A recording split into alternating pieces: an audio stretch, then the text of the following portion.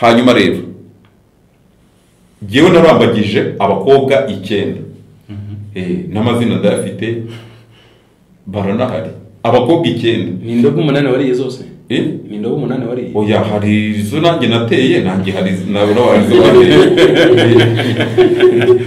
yaratera humura rwose uraje ubimenye hanyuma rero umva uko bimeze umukobwa wa mbere narambagije arahari ariko ubu yaba umudamu aba muri Nyarugenge Imana imufashire mu rugo rwe hanyuma je nagiye ibutamwa gusengera ibutamwa ibutamwa kuri buye ubwo bivuze gutyo kugira abo twajyanye uko twagiye turi itsinda rinini babyibuke tugeze ibutamwa tumara iminsi 3 tutarya tutanywa buriya hari amagambo yanditse muri Bibiliya dusoma ariko tutajya tumenya neza yuko Imana yemeye ngo ajyemo kugira ngo atwereke ko ari igihe kizajya tukigera tugahura no kutanywa urumva ko niba Yesu yaraje gushukwa na shitani amaze iminsi 3 amaze 40 kuri icyo ni ikimenyetso kikwereka ko nawe ushobora gusenga nawe akaza nicyo bishatse kuvuga hanyuma rero tumaze iminsi 3 noneho nagiye gusengera ibintu bibiri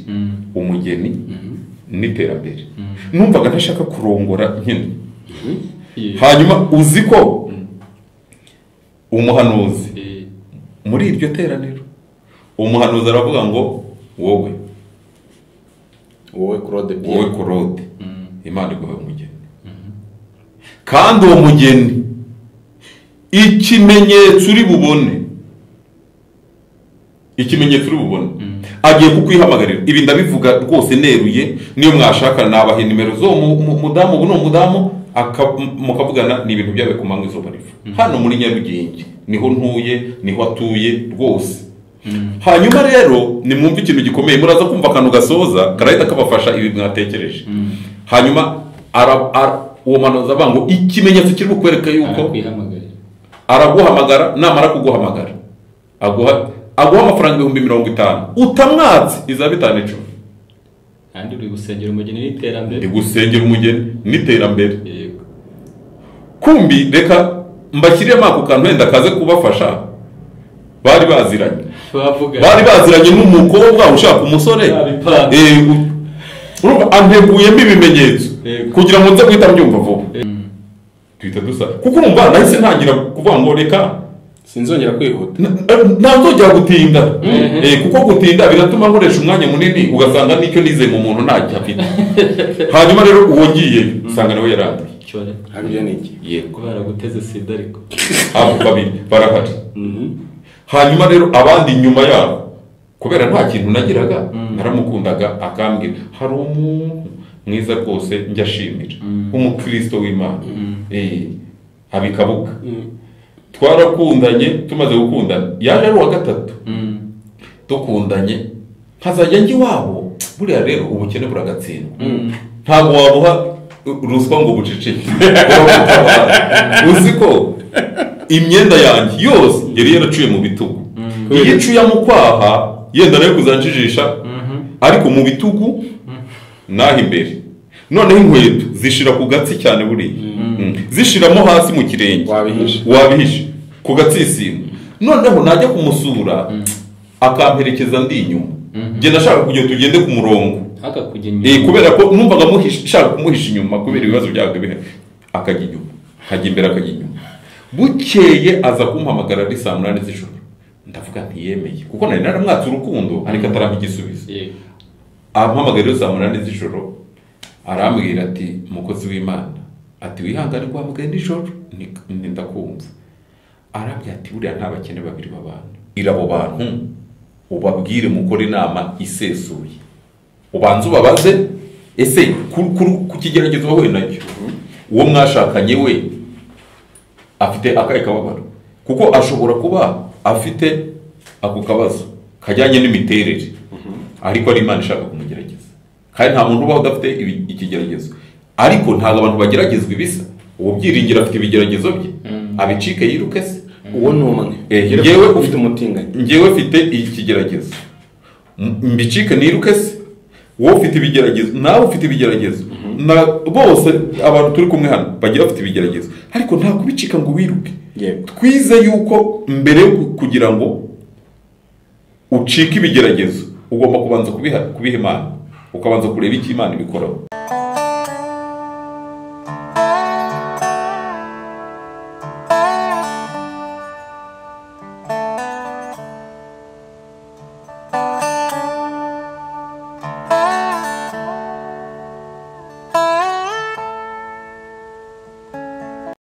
duhe ikaze umuntu wese dukurikiye twashyizeho kamera turi kwiganirira ibyacu ariko kandi ntacyo bitwaye kuko Bibiliya itwemerera umwanditsi usoza igice cya mbere cya Bibiliya cyangwa se igitabo cy'isezerano rya kera aravuga ngo aba bana b'Imana babaga bateranye ibitabo by'urwibutso byarandikwaga mukwiye kubara mwiteguye ko ahantu hose mwicaye marayika afite ikayi n'ikaramu yandika ahubwo tujye twibaza barayandika biki.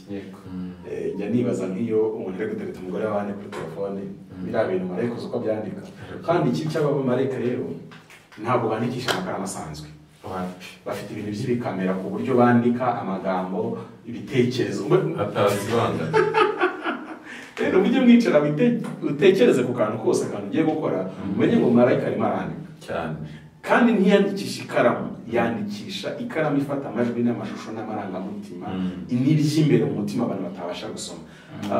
Duhe ikaze umuntu wese wahisemo gukurikira ibiganiro byacu ku macana yose dukoresha nitwa Pamphile Mugoboka Jean Claude Bien. Bien ko pe. Ntabwo ari byeri tuvuze ni bien. Ya nanjye nitwa Jean Dominique Byiringiro nanjye mbahaye ikaze kuri metano ya TV. Turacyari kwibaza ku muhanuzi kuko umuhanuzi ni ijwi ry'Imana mu isi. Ntabwo igihe cyose itorero kiri mu isi abantu bazigera bacika abahanuzi bagomba kugumaho cyane. Ubuhanuzi bwo buzarangira Yesu natwari itorero ko mu ijuru n'abahanuzi buhaba ubuhanuzi n'ubwa hano mu isi kugira ngo buduhe amakuru ijuru rifitiye umugeni wa Kristo tukiri hano mu isi. Turakibaza bushe twazo tuganira ku mumaro w'ubuhanuzi mu rushako cyangwa se mu kurambagiza tuvuga ngo ese ni ngombwa ko Imana yatwerevena mu rushako. Ikibazo noneho turuze kwibaza kandi gikomeye kuri ku bantu bavuga ko babeshywe n'Imana ariko hano hanze hari Imana ishayibeshye. Hano hanze hari Imana bamukanwa k'abantu ibeshya bigaragara ko na Yesu we binyuma mu by'ukuri n'ibintu twigisha itubwira ibyo rero byo tuze kwibaza ko Imana ubwayo ya Imana ni Bibiliya Imana mu ijuru n'isi se umwami wa Yesu Kristo ntibeshya nta nubwo yo yibeshya nigeze nabaza umuntu ndamaza nti iyo umuntu yibeshya Imana imufata gute kuko nshobora kwibeshya bakubwira ibintu nkabitsimbararaho ngahagarara kumva ngashinga igiti kandi atarukura ariko ntari kukubeshya niko kuri yewe narinze ntuzi kuri kumbeshya sinzi ko ndi kukubeshya niko kuri ufite niko kuri mfite Imana ibifata ariko Imana ni umucamanza utabeshya. Imana ijaginga imitima ariko Bibiliya ivuga abara mu Kinyarwanda n'iki igenzura cyangwa irondora imitima izo kuri ko mu mutima Pamphile ko ntafite no kukubeshya ariko hari ikibazo Pamphile nzaba responsible y'icyo kinyoma nakubwiye nubwo njyewe nzi ko nkubwiye ukuri ariko ni ikinyoma ntabwo bizabuza Imana kumbaza accountability ibintu doko inshingano z'ibintu nakoze ikindi ntabwo izashyigikira cya kinyoma ntabwo izashyigikira ntabwo yaba ari Imana yashyigikiye ikinyoma cyawe cyangwa ariyo iyo izukuri ihagarara mu kuri ariko kandi ikinyoma Pamphile ari gukwirakwiza zikara ukuri azakibazwa. Yego tuvuze ku kinyoma ashaka gukwirakwiza atabizi ko ari ikinyoma azikara ukuri kuko ubushize dusoza ikiganiro cyari cyo guhanuzi mu rushako ariko cyane cyane dushyira imbaraga mu guhitamo umuzabana. Yesu yigeze kuba mu majyepfo hafi aha ngaha za Kamonyi umwana w'umusore akundana n'umukobwa bose barasanzwe bari abanyamasengesho muri gurupe nzi. Hanyuma rero umubyeyi umwe w'umuhanuzikazi yica ubwo bukwe bw'uwo mukobwa abwicishije ikizi, abwicishije ubuhanuzi. ariko urumva kuko yari umuhanuzikazi kandi ari n'umubyeyi ukuze. atikizi yabigenje nyine yabwicishije ubuhanuzi ahanurira uwo musore ko uwo mukobwa atari w'Imana ishaka ko babana. Byaje kurangira ahubwo amushyingiye umukobwa we. Twabimenye rero hari undi muhanuzi ahandi hantu waje kubihishurirwa aza kubwira uwo mubyeyi ati warafutitse barangana. Twabimenye rero ko twabimenye urwango rugeze kure. Mbese mwabimenyeshejwe n'ingaruka z'urwango. N'ingaruka z'urwango. Urumva rero twasogera tuvuga ngo ese umuntu asanzwe koko yarabeshywe nka gutyo yarageze mu rushako yakora iki noneho? Noneho ikintu kibabaje gikomeye kandi giteye agahinda nuko tugenzuye abantu bubakiye ku ijwi ry'Imana kuhanuzi Domini hejuru 90% mubona abonye hejuru 90% ni ikinyoma mu izina ry'Imana. Reka mbanze Imana mu izina rya Yesu ndagushimiye urero urakiranuka kwera kwawe kugutandukanya n'ibyo waremye byose byaba bigaragara n'ibitagaragara kandi kwera kwawe gutuma udashobora kwegerwa n'ikibi. Gukiranuka kwawe gutuma udashobora kubeshya cyangwa ngo ubeshyere umuntu bituma udashobora kwibeshya wowe ubwawe. Uri Imana y'ukuri bivuze ngo ikinyoma ntikiba muri wowe, nta nubwo umunyabinyoma ashobora kubana nawe. Ni nayo mpamvu Satani yaciwe mu ijuru kuko ari wese w'ibinyoma. Ndagushimiye kuko twebeye kwicara imbere y'izi kamera kaduha n'izi mikoro ngo tuvuge. Ntabwo ari uko turi abahanga kuruta abandi, nta nubwo ari uko tuzi kuvuga cyane, ahubwo nuko gushaka kwawe ukora uko ushaka. N'umuntu uza mu ijuru nta kubaza ngo urakora ibiki. Turi kwibaza ku bintu bigoye, abantu babura ibisubizo kuko utakishyira umuganga ngo agisuzume. Nta laboratoire bahipima ubuhanuzi ngo tujye tufata sample z'ubwo buhanuzi twahanuriwe tubishyire hari Kacyiru barabasuzuma ibimenyetso bya gihanga ngo niba uza badusuzumire batubwire kuko abahanuzi uvuye ku Mana cyangwa utavuyeyo. Nubwo babasha gupima utunyangingo ndangasano bakamenya uyu mwana n'uwandi, ariko ntabwo bazi gupima ubuhanuzi n'ubwande cyangwa subwande. Ariko twicaye aha iyo tuguhamagaye wowe urazi ubwawe ukipimira ukavuga ngo uku niko kuri, iki ni ikinyoma. Twicaye aha tugira ngo tuganire kugira ngo umugeni wa Kristo arusheho kwezwa no gutunganywa rwose. Ngaho twuzure utwuzuza ibikuzuye, ntaba ari twe tuvuga ahubwo Imana ivugire muri twebwe. Utugire imigende, utugire nk'ibibindi kugira ngo tugeze amazi mu mitima isaraye. Bisabye Imana mu izina rya Yesu, amen. Twigarukire kuri aba bahanuzi. Uyu mwanya none tubonye ko bari mu situation mbi, ariko mbere yo kujya muri situation mbi hari abahanuzi bababwiye mu izina ry'Imana mukomeze Uwiteka ari kumwe namwe arabashyigikiye. Uyu mugabo no wawe, uyu mugore no wawe, bagenda bazi ko bajyanywe n'Imana. Ari nayo mpamvu kumamagara Dominika bati babana guhamagara gute, nuko bampamagaye bangisha inama nk'umukozi w'Imana bavuga bati ko abandi bakozi b'Imana batoroshye. Imana ko yatubwiye ibintu tukabona bitandukanye, byagenze gute? Niyo kesi yawe twahereyeho tuvuga ngo Claude, Imana ikubwiye ubukwe buzazamo n'abazungu habe na nyamweru. Ubwo ni Imana avuze. Okay, urakoze cyane. Reka rero ntangire. Mbere ya byose jewe ndabashimiye. Abakurikirana iki kiganiro aya makuru bazayibuke. Ubundi mu myaka yose YouTube ibayeho no bwa mbere nje kuri YouTube. Urumva ni ikintu gikomeye. Ubundi buriya za channel nyinshi ubwo n'abanyamakuru benshi barahita abo ibiganiro ubundi byiringiro mufata nk'umuhungu wanjye. Inkwano n'igihe wayakiriye ni ngewe wayimanukanye kwa sebukwe. Ngize ngo rifite ngumeho. Oya, urumva uyu uramufata nk'umuhungu wanjye. Ubundi pe ubwo abo nacecetse ntabwo igihe cyari kitaragera ariko cyageze guhera uyu munsi amacano. Hanyuma umva rero mbasobanurira. Ubundi ikintu cya mbere abantu bagomba kubanza kumenya ni ukubanza kwiga. Iri jambo babanze baryitondere barikire mu matwi. Iyo utize iteka ryose hari ingaruka uhura nazo cy'uko utize. Hari aho bazavuga igifaransa uceceke ugira ngo baragutuka kandi nta gutuka, ariko ingaruka ari ukutize. Munabanze munafate n'isomo rinakomeye. Ni mwibaze bafata umusevire bakamujyana igishari amezi 12.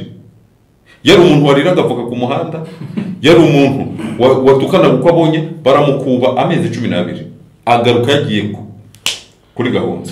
Ntarabona umusirikare runamwa naje ku muhanda. Yego, kandi ashobora kugira inyota ariko amasomo yizeyo ntago amwemerera kuryagagura. Yahuye n'umwarimu uri tayari. Ibi byose mubona, ibi byose mubona takajinda mwiranga asoma arambwira abantu ari umusaruro w'ibyo. Yego.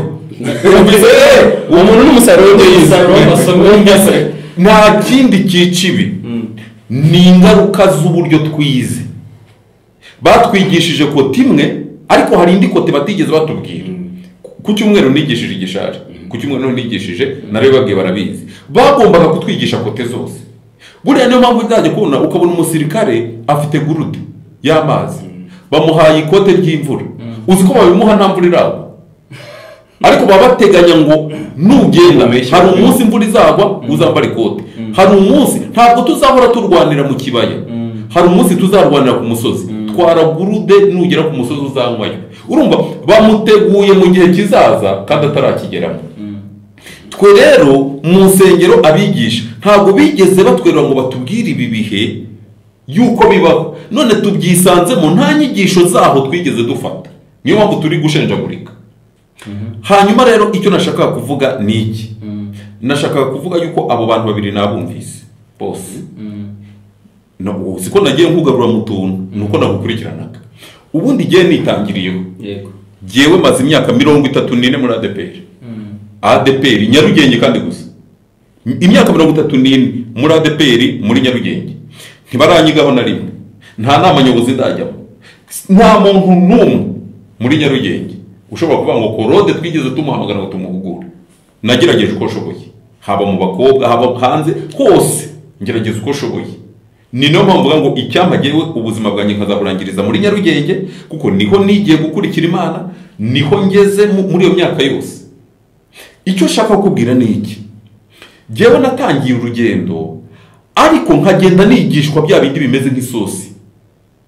Kumbi nasabwa kurya n'ibindi bimeze nk'akawunga kuko mu minsi izaza hari ahantu nzakenera imbaraga za kawunga. Nigishwa iby'isosi rero. Kaboyiro. Kaboyiro. Kandi urabizi iyo gafashe kumaramo iminota mike. N'ijambo abantu barimo biga muri iyi minsi ni ijambo ritabamaze igihe kirekire, ni ijambo ry'igihe gito. Hanyuma rero ndakomeza ngeze mu gihe cy'ubusore. Nubu umva ikintu kinezeza ku buryo ngenda mu gihe uranezerewe. Nuko abakobwa twakundanye barahari, nta wavuga ngo wamukoze ku ibere waramuteretse wamujyanye muri loge. Barahari, njya gusura korali zabo nkababona turi kumwe. Bibanga icyo gihe iyo nza kwibeshya hagira imico itari myiza nkore icyo gihe. Ubu uyu munsi bafite iyo ngaruka. Noneho ngeze mu gihe cyo kurambagiza rero. Ngeze hahandi muvuga ngo kukibadushuka nyine bari abashukana bateguye umushinga wo gushukana. Ahubwo twebwe twasaba ni umushinga bateguye twarize. Twebwe biradusaba kuba twarize. Wowe ni ukuvuga ngo buriya ku ishuri ntabwo umwarimu ari guhamakaye, nta na diforme aguha, we avuga amagambo gusa. Iyo yubahirije ukubahiriza ayo magambo nibwo uba dogiteri CH, nta kindi aguha. Bike si uzigura.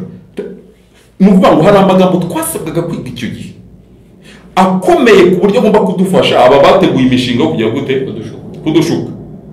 Hanyuma rero ntagiye kurambagiza niho ubundi gihe naboneye ikosi neza.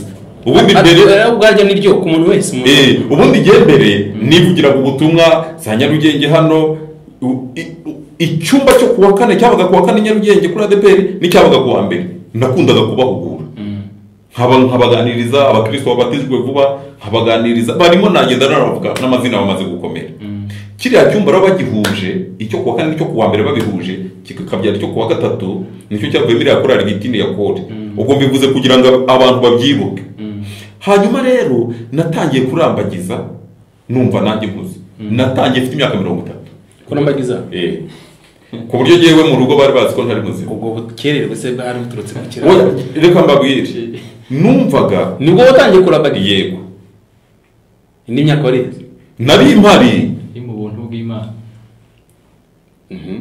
nari impari ariko oya apana ntabwo natangiye mfite 30 ahubwo natangiye mfite imyaka 26 kuko ndashaka kugusha ubu hari umuntu witangiye afite 8 ndashaka ahubwo giye nashatse mfite imyaka 30 31 yes 31 ahantu banyumve neza hanyuma rero giyewe narambagije abakobwa 9 n'amazina ndayafite baranahari abakobwa 9 ni ndogo 8 wariye zose ni ndogo 8 wariye oya hari izo nanjye nateye nanjye hari nabona warizo bateye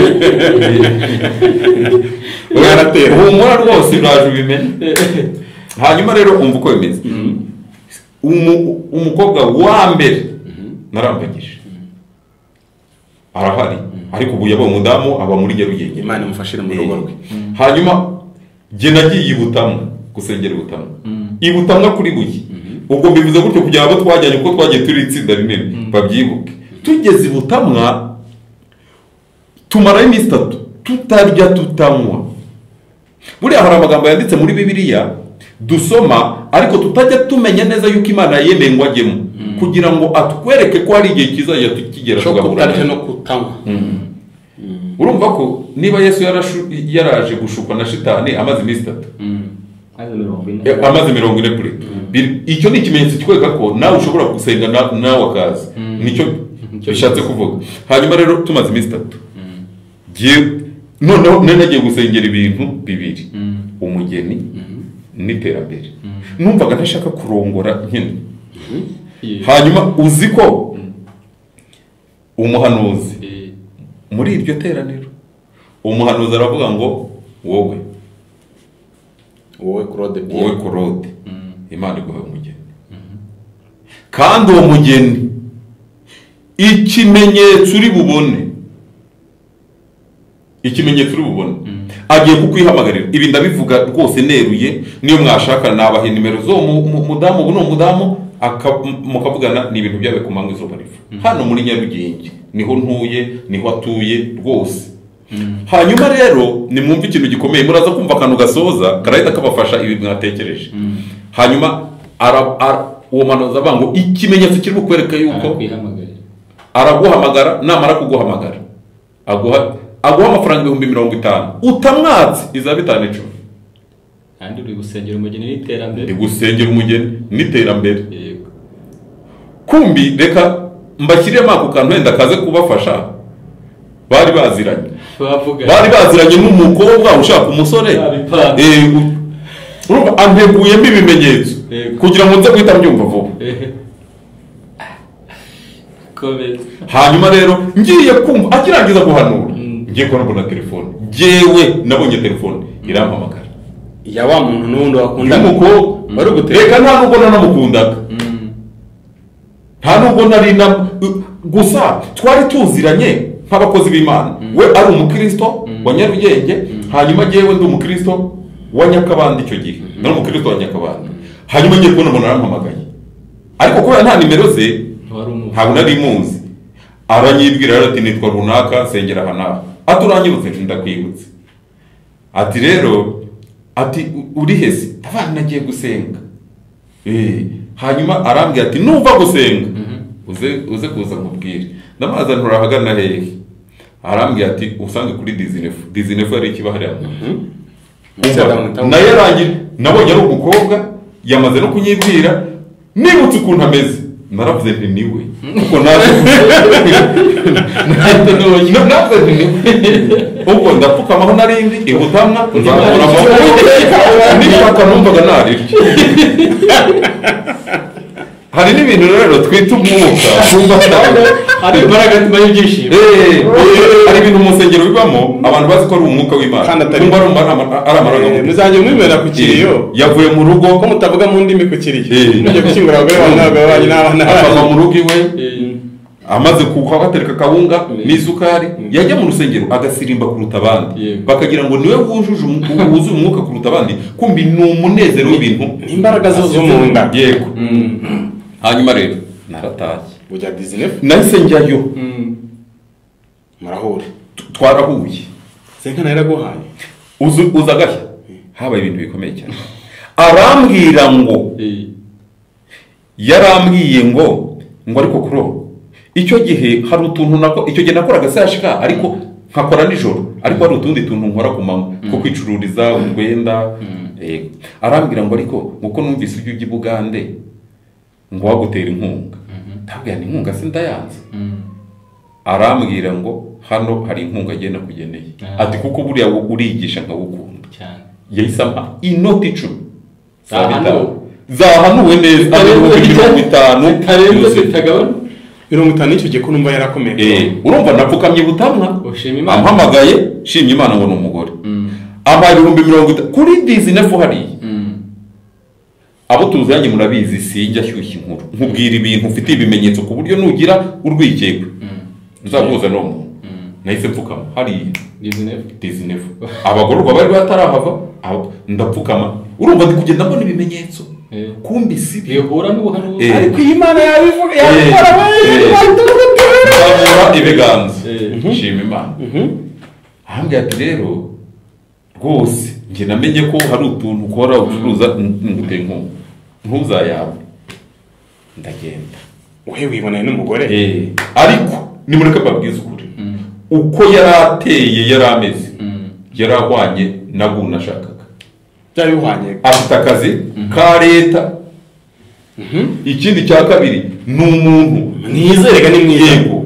ibintu by'ubwiza nabyo nahoze mbibwira abantu ubwo basobanukirwe berure bagende bagere kure cyane ku buryo ntibazayibahura n'ikibazo bazajya basanga baramaze kwitegura iri jambo rivuga ngo nzi ko ushobora byose kandi nta kibasha kurogoya imigambi yawe yose ubundi reka mbabaze ikibazo iyo mwumvise Imana ivuze ngo nzi ko ushobora byose ibivuze iki buriya ubundi ivuze byose ibivuze ibibi ni ibyiza hanyuma rero Yobu yari yaramaze kwitegura urwego yari ari ku rwego yize n'Imana kugera ubwo ibyamugeraho byose bitamutungura yamenye uko arwana nabyo niyo mpamvu ku mugore havutse ikibazo arwana naho abana barapfa arwana naho kandi mu byitondere ntimukagende ngo mwiruka kumva serike y'10 reba umuntu umwe yapfuye mu muryango uko tumere serike y'10 abakobwa 3 n'abahungu 7 bose bapfiriye umunsi umwe bari muri anniversaire niko birigaragaza bari gusangira bari mu birori bishimiye ngo iminsi mikuru y'umwana wabo mukuru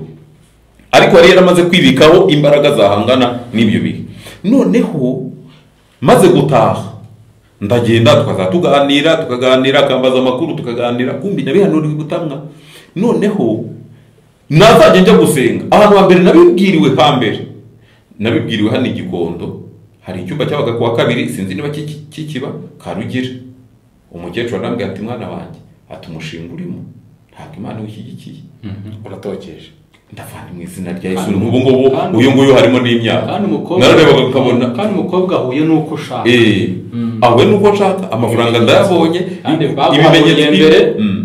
ibimenyetso birafata hanyuma rero wari uzi ko umukecuru naramupinze sinapinze ubw'ibutamwa sinapinze ubwo kuri Disney pinze ubwa mukecuru hanyuma ndagenda twakundanye imyaka 4 nawe urukundo baruryoshye imyaka 4 anjyana iwabo mujyana iwacu baramushimye mu mpande zose ahubwo baravugaga ati uyu muntu nagucika uzaba wavangiwe hanyuma rero umvaga tugiye kwipimisha ngo dukore ubukwe sanga yaranduye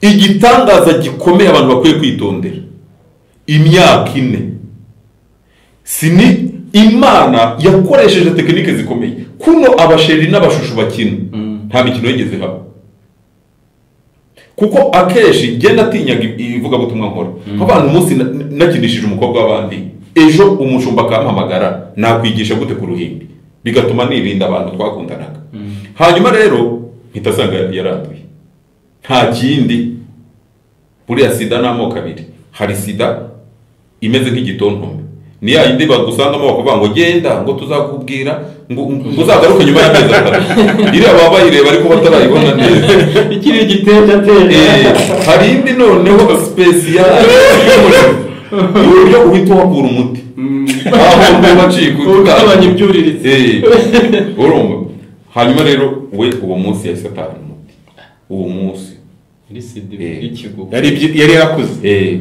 mpita mubwira rero nti nawe urabibona uko bimeze nuko filime yarangiye noneho ndavuga ngo iyo nza kuba narabikoze ubisaho mba ndwaye ikindi cya kabiri iyo nza kuba nihuta ukabona umuntu ukumva ubwenge n'umutima biramukunze ugahita wihuta ngo batamugutwara nturindire urumva nari kwicuza namugejeje mu rugo ahubwo kurindira burya imana igicishamo ikaguha mesaje nyayo wabyumvise waje kumenya ute ko wa muhanuzi ari tekinike kuko wenda twakatubwiye gatuma dukuraho confusion ariko kugeza iyo saha confusion yose yari kiri wari uziko Imana yabivuze wabwiwe n'iki ko yari tekinike umva rero niho nari ngiye kugera amaze kugira icyo kibazo tumaze urumva agenda akorera agasashika icyo gihe mbese banampima banyakiriye neza banjyana ahantu heza bapima banyubashye nk'umukozi wabo kumbi bari baziranye njyewe kugira ngo mbimenye ni gute muri uko guhumba uwo muntu Paul urumva abantu bahise babimenya ko nta bukwe bugihari kandi bari babizi bose yuko tumaze kubishuti abantu barimo bamuha Paul bamwihanganisha kuko naramubwiye nti atasiyo njyewe ndi umuvugabutumwa ejo batazabona nta bukwe bubaye bakibaza impamvu kubera bataramenya amakuru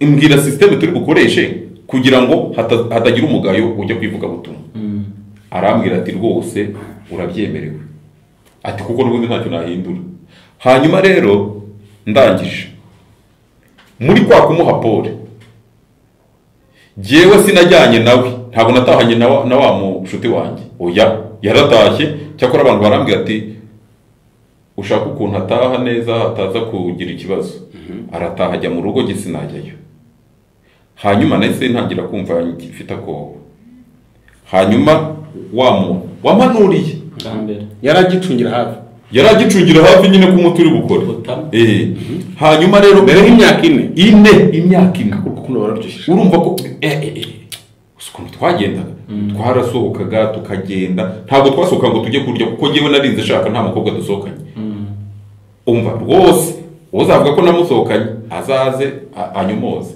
nta mukobwa njyewe n'ubu mu myaka yose namaze nta mukobwa wigeze urya amafaranga ibi ngibi bavuga ngo umukobwa oya agasubira rero yafite uyakwiheze nari nagiye gusenga umuntu akibiza hari yo kuryikiza hanyuma rero ubwo ikintu gikomeye arimo ahabwa Paul n'abantu bamubwira urumva hari abo yahamagaye arababwira ati nyine ya gahunda yahagaze nagiyeyo ku munsi wa kabiri gukora abasheri yego kumuha Paul hanyuma ngezeyo asanga wa muntu wicaye muri salo wa muhanuzi w'ubutamu kumbi igenda ari nzi ko batanaziranye nta nasanze yicaye muri salo noneho mu kwiperezanta rero urumva umukobwa we yari ari mu gahinda kuko ubukwe bwahagaze we iyo yakiraga abantu yatangiraga kugenda avuga ngo witwa runaka iyo minsi hanyuze abantu pe baje kumwihanganisha noneho ahita amuvuga aravuga ati witwa runaka ni inshuti yanjye ati tumaranye imyaka myinshi hafi nka 15 ati tuziranye mpita nkubita agatima 15 tumazine tuziranye ubwo bivuga kandi niwe wahanuye ubwo byumvikana yuko yahanuye n'ubundi baziranye n'ubundi yari asanzwe azi ko nubwo byari bitarapfa ariko yari azi ko dosiye igize gute irimo kubera ko abantu b'inshuti baraganira bakavuga ati nabonye umusheri yitwa runaka nibwo nahise menya amakuru rero noneho mpita nkurikirana na wa muhanuzi ntangira kugenda mbaza ahanura ate bimeze bite kuko nibazaga ukuntu yaba ari imana ikanyohereza ahantu hameze hatyo noneho twagiye no gusenga narabyibajije nza gusanga wa muhanuzi rero nikasanzwe hanura baramupangira hanyuma agatera urushundura nyine ngo basigaye babyita gutera urushundura ngo ije nabe niyifatwa hanyuma rero uwo ni uwa mbere uwa kabiri umukobwa we yarazi ko afite sida yari abizi kuko nyuma ngiye nibwo naje gukurikira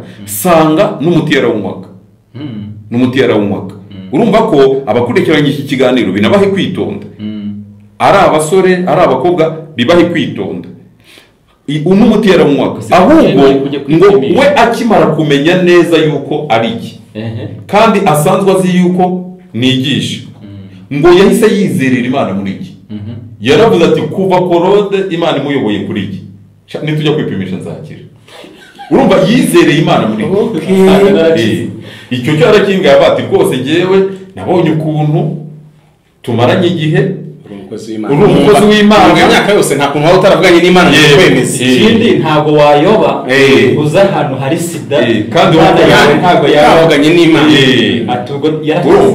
aho rero naramwumvise ako gakote ko narakumvise urumva yizereye imana nawe urahuri urimo urawinina aho ngaho baraguhanurira uti ibyo bintu ariko umukecuru aravangiye kandi ntabwo imana itageze ngo ikubure umukecuru ambwira ari seriye atitigishije atavuze ibintu byinshi hanyuma rero ikintu ndimo shaka kuvuga ndimo ndashaka kugera kuri baba uwo ni umwe mvuze jyewe muri abo bakobwa 9 ntabwo njye nari nemerewe gufata umukobwa ngo mugerekeho abandi oya najyaga gushaka undi ariko uwa mbere byanze urumva ko uwo muntu yatumye imyaka yihuta imyaka yarihuse hanyuma aho uwa kabiri nawe arahari barahari bose ubishaka azace mu gikari ambwire muhe nimero uwa kabiri arahari n'uw'igitaramo nawe twarakundanye wari ko ntitwamarana igihe uwe twamaranye nk'amezi nk'abiri tuhita dusa kuko urumva nahise ntangira kuvuga ngo reka sinzongera kwihuta ntazongera gutinda kuko gutinda biratuma nkoresha umwanya munini ugasanga nicyo nizeye mu muntu ntacyo afite hanyuma rero uwo ngiye usanga nawe yaranduye habyo niki yego baraguteze sida ariko abo babiri barahari hanyuma rero abandi nyuma yabo kubera nta kintu nagiraga naramukundaga akambwira hari umuntu mwiza rwose njya ashimira umukristo w'imana abikabuga twarakundanye tumaze gukundana yaje ari uwa gatatu dukundanye nkazajya njye iwabo buriya rero ubukene buragatsindwa ntabwo wabuha ruswa ngo buceceke uzi ko imyenda yanjye yose yari yaraciye mu bitugu iyo icuye mu kwaha yenda nayo kuzanjijisha ariko mu bitugu naho imbere noneho inkweto zishira ku gatsi cyane buriya zishiramo hasi mu kirenge wabihishe ku gatsisimo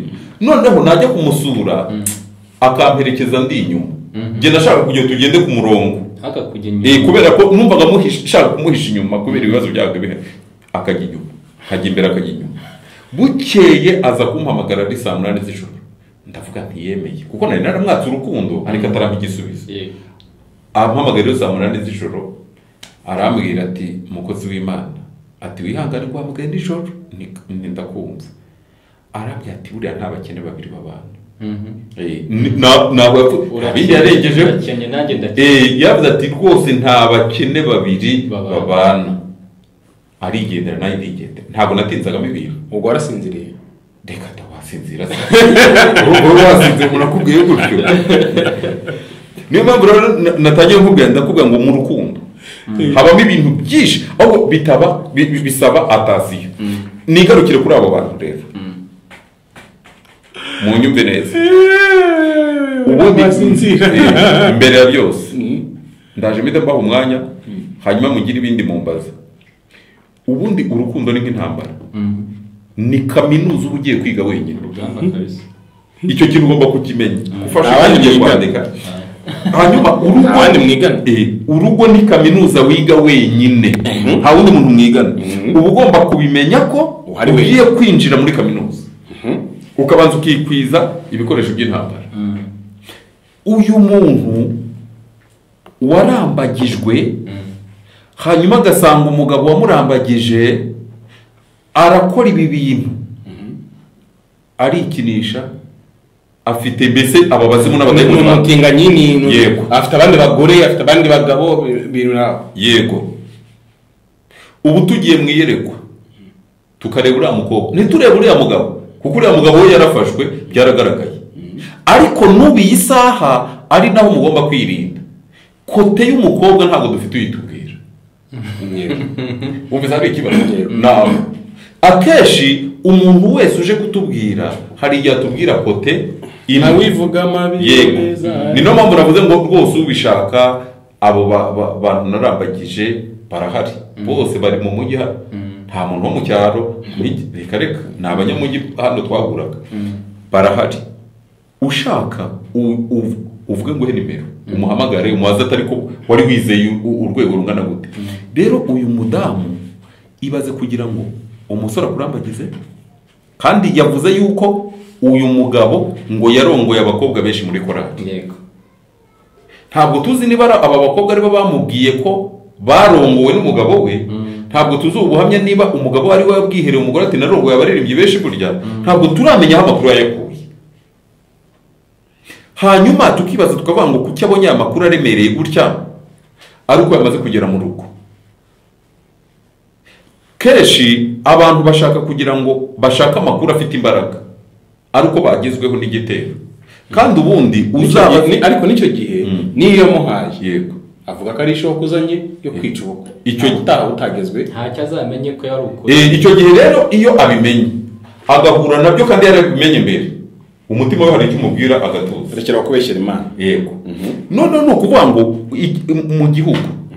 mu gihugu hari abantu bashinzwe gutara amakuru batara amakuru y'igihugu kugira ngo bamenye abanzi b'igihugu ese igihugu umutekano uri babita ngo iki intelligent yego bariya abantu babaho bashinzwe kumenya amakuru yose rero ni ukuvuga ngo icyo gihe uyu mukobwa ikosa yakoze ari nayo ngaruka afite nuko we yihuse atabashije amakuru kandi reka mbabwire ko iyi ndwara ntabwo iri kuri uyu mukobwa gusa n'ab'iyi minsi iyi minsi turimo dutanga ikiganiro gutya umukobwa arinjira mu rukundo neza ukaba wamugira inama ntayemere ariko ubundi umuntu yakumva ari mu rukundo mwese mwarakunda niyo mpamvu rero mu rukundo ukuntu biba bimeze umuriro bugurumana akenshi n'ijwi ry'imana ritandukanye n'ibyo ngibyo utokeshereza kure ubundi hari umuntu yabigenza gute umuntu wamaze kugera mu rukundo rwose kumugira inama ariko nemera yuko atari bose hari abantu basenga pe hari abantu none se reka nkubwire uwo mukobwa w'inshuti yanjye uwo nguwo wa mbere nyine yari ari mu nzu ye yishyurirwa na leta ari umukozi wa leta ukomeye nawe wari ubonyerama reka nkubwire uzi ko ntinya imana yo mu ijuru namanika ibiganza pe cyangwa se yenda mukambira nkababwira abantu mubaze nageze iwe n'ubu ngubu abo dusengana barabizi njye ngira amakenga cyane ngira amakenga burya ntupfa kunyinjiza mu kintu uko ubonye ninjiye mu rugo iwe ari uko yagize icyo kibazo ubundi niyo naranze kuhajya kuko yari yarambwiye yuko yibana ibaze noneho nishera ishusho imyaka none se urambwira ko nari kuhajya hagacura iki aha urumva ko icyo gihe reka nkubwire buriya ntushobora kugura mituweli warwaye cyangwa kugura umutaka imvura irimo igwa ni ibintu ugura mbere ukabyitegura mbere kugira ngo ubashe kubaka ubwirinzi kuri wowe icyo mvuga rero izi ngaruka ahuye nazo abahanuzi rega kuvangirwa cyangwa se guhanura buriya buhanuzi njye numva mutabarenganya mubareke bari ku kazi kuko hari umuhanuzi wateguye umushinga aravuga ati nkurikije abakirisitu bariho nzajya mbabeshya kugira ngo bampe amafaranga wabyumvise hari umuntu ushobora guhamagara i Buraya none se reka mbabaze simaze imyaka 30 ninde muri ADPR hano muri Nyarugenge mukora iperereza guhera none aha ngaha mubaze umuntu waba warafunze 50,000 muri amvirope akabimpa ndangije kwigisha ntawe kereka sheri wanjye kandi nabwo yampaye atari uko nagiye mwivuga butumwa wararekundaga iryo akoraga we yararikundaga gusa ariko ujya kumva ngo umuntu yigishije ahantu ngo bamukubise inzu akayitanga umugabo we atabizi aho kugira ngo imuzanire umugisha ikamuzanira iki intambara biriya bintu byo Claude urumva nabyo mbimazemo iminsi bifite andi makuru menshi ariko nayo ntarasoza ntabwo ari Imana ntabwo bano bantu aribo babikora abavuga ubutumwa benshi mubona hano ku ma social media yego abenshi bagikuzimu reka tuvugishe ukuri benshi bitwa abakozi b'Imana muzi kugikuzimu tuvuze ntabwo ari kujya aho Satani atuye kuko hariho ugiye ntupfa kugaruka yego ariko ni mu isi yaho bikonekta ku buryo agira ububasha kuvuga ngo Claude icyo nshakura kimpa kubera ubu tware yahawe bwo gutegeka rero ugashiduka wamuhaye ibintu kubera utware yakoresheje kuko hari izindi imbaraga zitagaragarira abantu yakoresheje kuri wowe ugashiduka ufite ukimuhaye nyuma ukazabaho wicuza icyatumye ugikora kandi wari kukiryohamo hari imbaraga zakoreshejwe yego none se kuki abantu badashaka tuvuge yenda uzakurikirana iki kiganiro yumvise ko hari abakozi b'Imana bafite imbaraga zikuzimu ubu iki gihe koko ukimara kumva iki kiganiro ntabwo wise wumva icyo ugomba gukora urasabwa guhita winjira nawe mu mbaraga z'Imana zikomeye kugira ubashe guhangana nawe kuko jewe icyo nemeza cyo ntabwo nahagarara kuri mikoro gutyo ngo mvuge ko abantu bose bashatse bafite ingombe aho naba mbeshye hari abafite ingombe ku rwanjye rwiza yego ufite urugo rwiza sibyo n'ubu ntangutse gutya nk'ubu gutya nkasanga nararotaga umugore mfite witwa Kareza Liliane n'inzozi nari mfite iwabo narahamenye naramugatengana kanjye oya rwose reka nkubwire ushingiye nanjye kuko mbazi muri abasore uwahuye n'ibibazo ariko bigusigira isomo hanyuma rero umva icyo navugaga ni ukuvuga ngo ahubwo abantu bakimara reka mbabwire nimucukumbura amakosa muzasanga keshi 80% amakosa hari uruhara abo bantu bayagiramo uko agenda bahaye urugero abakobwa 9 barahari nabo muri abo 9 niho havuyemo umugore umwe tubana kandi yaje nyuma y'abandi niyo waje nyuma y'abandi niwe ni ukuvuga ngo muri abo bakobwa 8 mvuge gutyo n'ubu barahari nta mukobwa n'umwe wagiye mu ntara ngo abari hanze bose bari hano muri Nyarugenge none reka nkubaze ubundi ni iki cyatumye ubiyisaha utavuga ngo mfitanye umwana na runaka urumva nari mfite okaziyo ariko hari urwego ugeramo izo mbaraga haba n'uzifite ngo za deliverance haba n'ufite izo mbaraga we akakwipimaho reka nkubwire ko buriya abarozi baratwumva iyo umurozi ahise ku rugo rurimo Yesu we ararwumva hari uburyo ahita yumva ko ahantu ageze hari izindi mbaraga ahubwo abantu bakimara kumva iki kiganiro bagakwiye guhita batangira icyo bita operasiyo yo gushaka imbaraga z'Imana mu buryo budasanzwe bagahita kuriya birirwa babaririza ngo abanyamasengesho babasengera kugira babone ibintu nibabaririze abakozi b'Imana bashobora kubereka inzira yabahesha imbaraga z'Imana kuko barahari hana babaha imbaraga kuko ntawe uzitanga yego ntawe ababahesha ababigisha nk'ubu reka mbabwire je mfite umubyeyi mu mwuka afite umubyeyi reka muvuge mu Rwanda barasanga bamuzi mfite umubyeyi mu buryo bw'umwuka undera yemwe abantu mujya mwumva niyigisha reka mbabwire umubyeyi undera kuva kera yitwa Masumo Gabriel aba muri Amerika uwo ni umushumba abantu bazi ariko nge nagiye mwitegereza yigisha hano akajya i Nyarugenge akigisha akagenda akajya mu Nyakabanda akigisha ndamureba mpita numva ibintu bimurimo mbyifuje jewe namwiyakiye ubushuti ndavuga ndashaka ubushuti yanjye ariko amagambo yambibyemo mbese yashyizemo ubudahangarwa bwo kudapfa gushukwa n'icyo ari cyo cyose cyangwa umuntu antwara aho yishakiye bivuze ngo rero niba babaririza aho basenga ibyumba basengamo.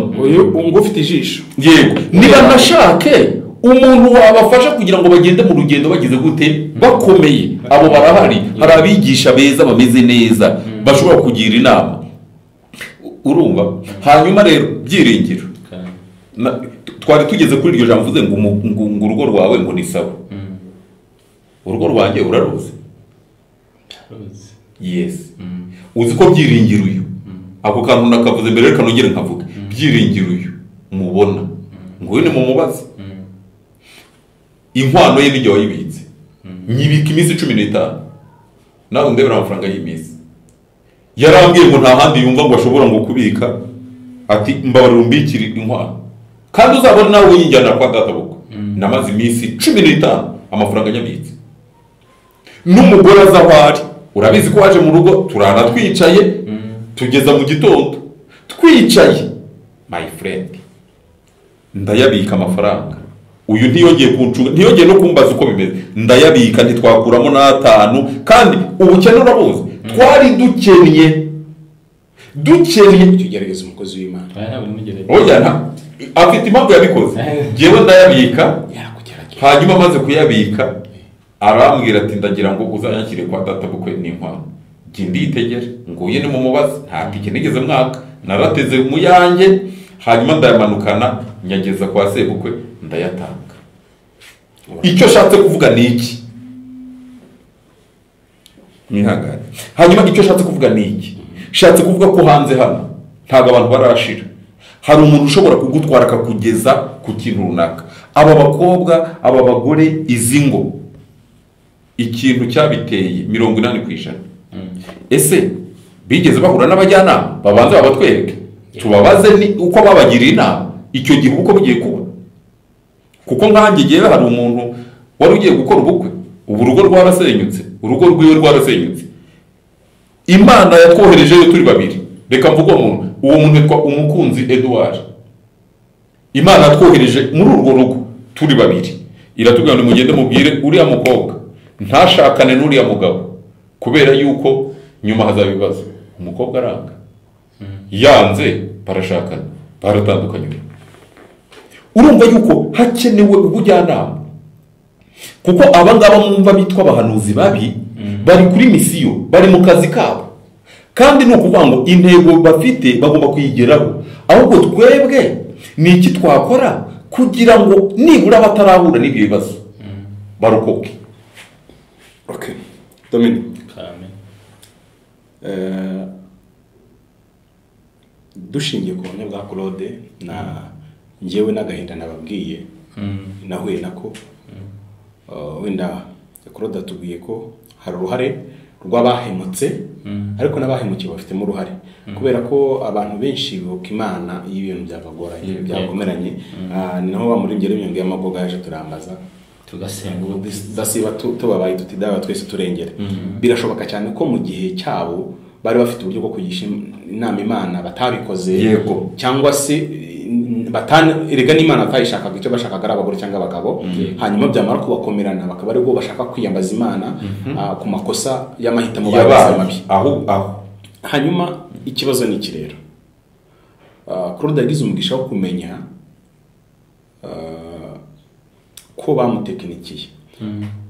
Mu minsi ishize maze igihe ntekereza ku bahanuzi baba muri Bibiliya, nsanga igice kinini cy'abantu bari muri Bibiliya kinini cyane utapfa kubona ibigero hejuru za 90% gutyo. Abantu baba muri Bibiliya n'abantu b'ibinyoma kuruta gukuri.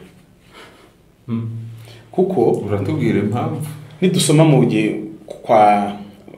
gihe cya Mose, reka bari duhera mu Egiputa, abakuri bafite inzoka nibo bari benshi.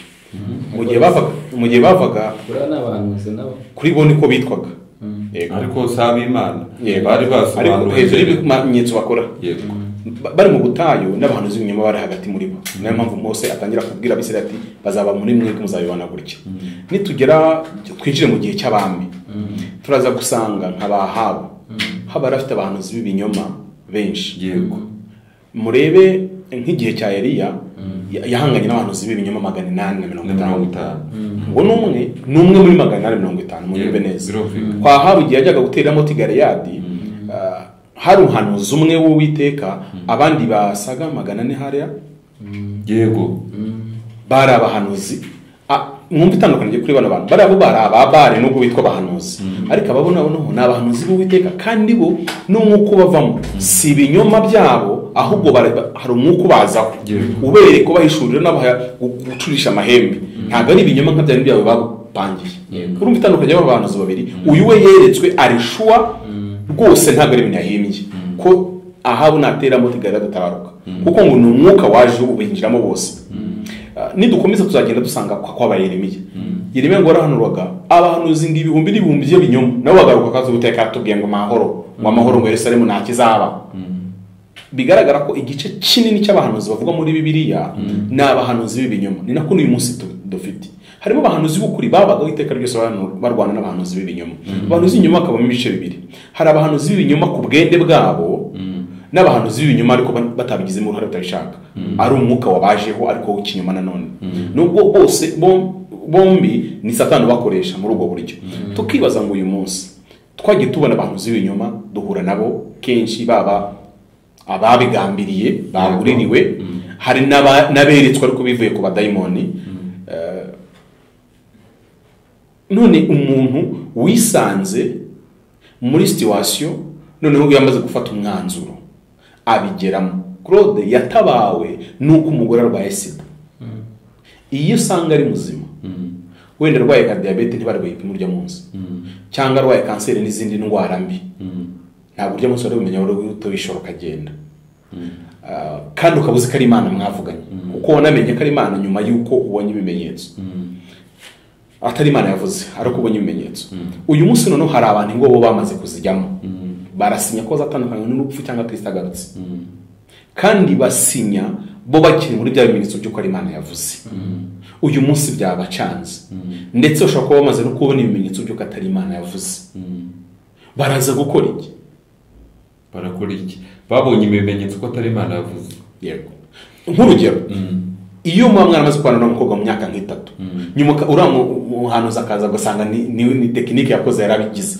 kandi abikoze n'ubundi ushaririwe mu rugo urumva ikibazo kirimo aho umenye ko wa muhanuzi waguhanurije abantu yari tekinike y'ura mukobwa kandi ubimenya wageze mu rugo ariko rumaze kukubihira ntufite uburyo bwo kubisubiza inyuma dufite abantu bameze gutyo bamenye ko ari abantu bari barabagambaniye ariko noneho hari n'abatigeze bamenye ko ari abantu babagambaniye ahubwo ari abadayimoni babikoze kuko kimwe mu bintu abanisha batumva ko kudasoma Bibiliya ntago bazi ko Satani asezeranya akanasohoza akaza akakubwira ikintu agataca n'inyuma akagicira inzira ariko iteka ryose bica mu binyoma nta na kimwe ikintu gitandukanye abantu z'ukuri n'abimenyoma no kwera kw'Imana none umuntu wisanze urwo yaramaze kurugeramo amaze kurubyaramo kabiri gatatu ariko mu by'ukuri nk'umugabo afashe ivide aranyweye bya biyoka byabo biremereye amaze gusoma arako yatare ko sha arahirwa umuhanuzi Dominiko yankoreye muti nzamugurira iyo Dominiko ataguhanurira ngo akubeshye kuntu ari Imana yavuze nguzi nabize ko utarabonyemera urumva n'umugore agahinda agiye kwitagira umugabo amaze kuzina inzoga amubwiza ukuri arabimenye ko Dominiko niwe wamupangiye hari kese nzi n'umupasiteri ateye umuntu ukobwa inda ahitamo kubwira umwe mu bavuga ubutumwa wari wakomeye aho ngaho mu itorero yamufataga nka dadi aramumuhanga murongora yego urumva umuzi atabyumva arongora uwo mukobwa pasiteri ateye inda kugira ngo igisebo kijye bajya kwinjira kirangire urumva ko gahinda aba bantu nyuma baza gukora iki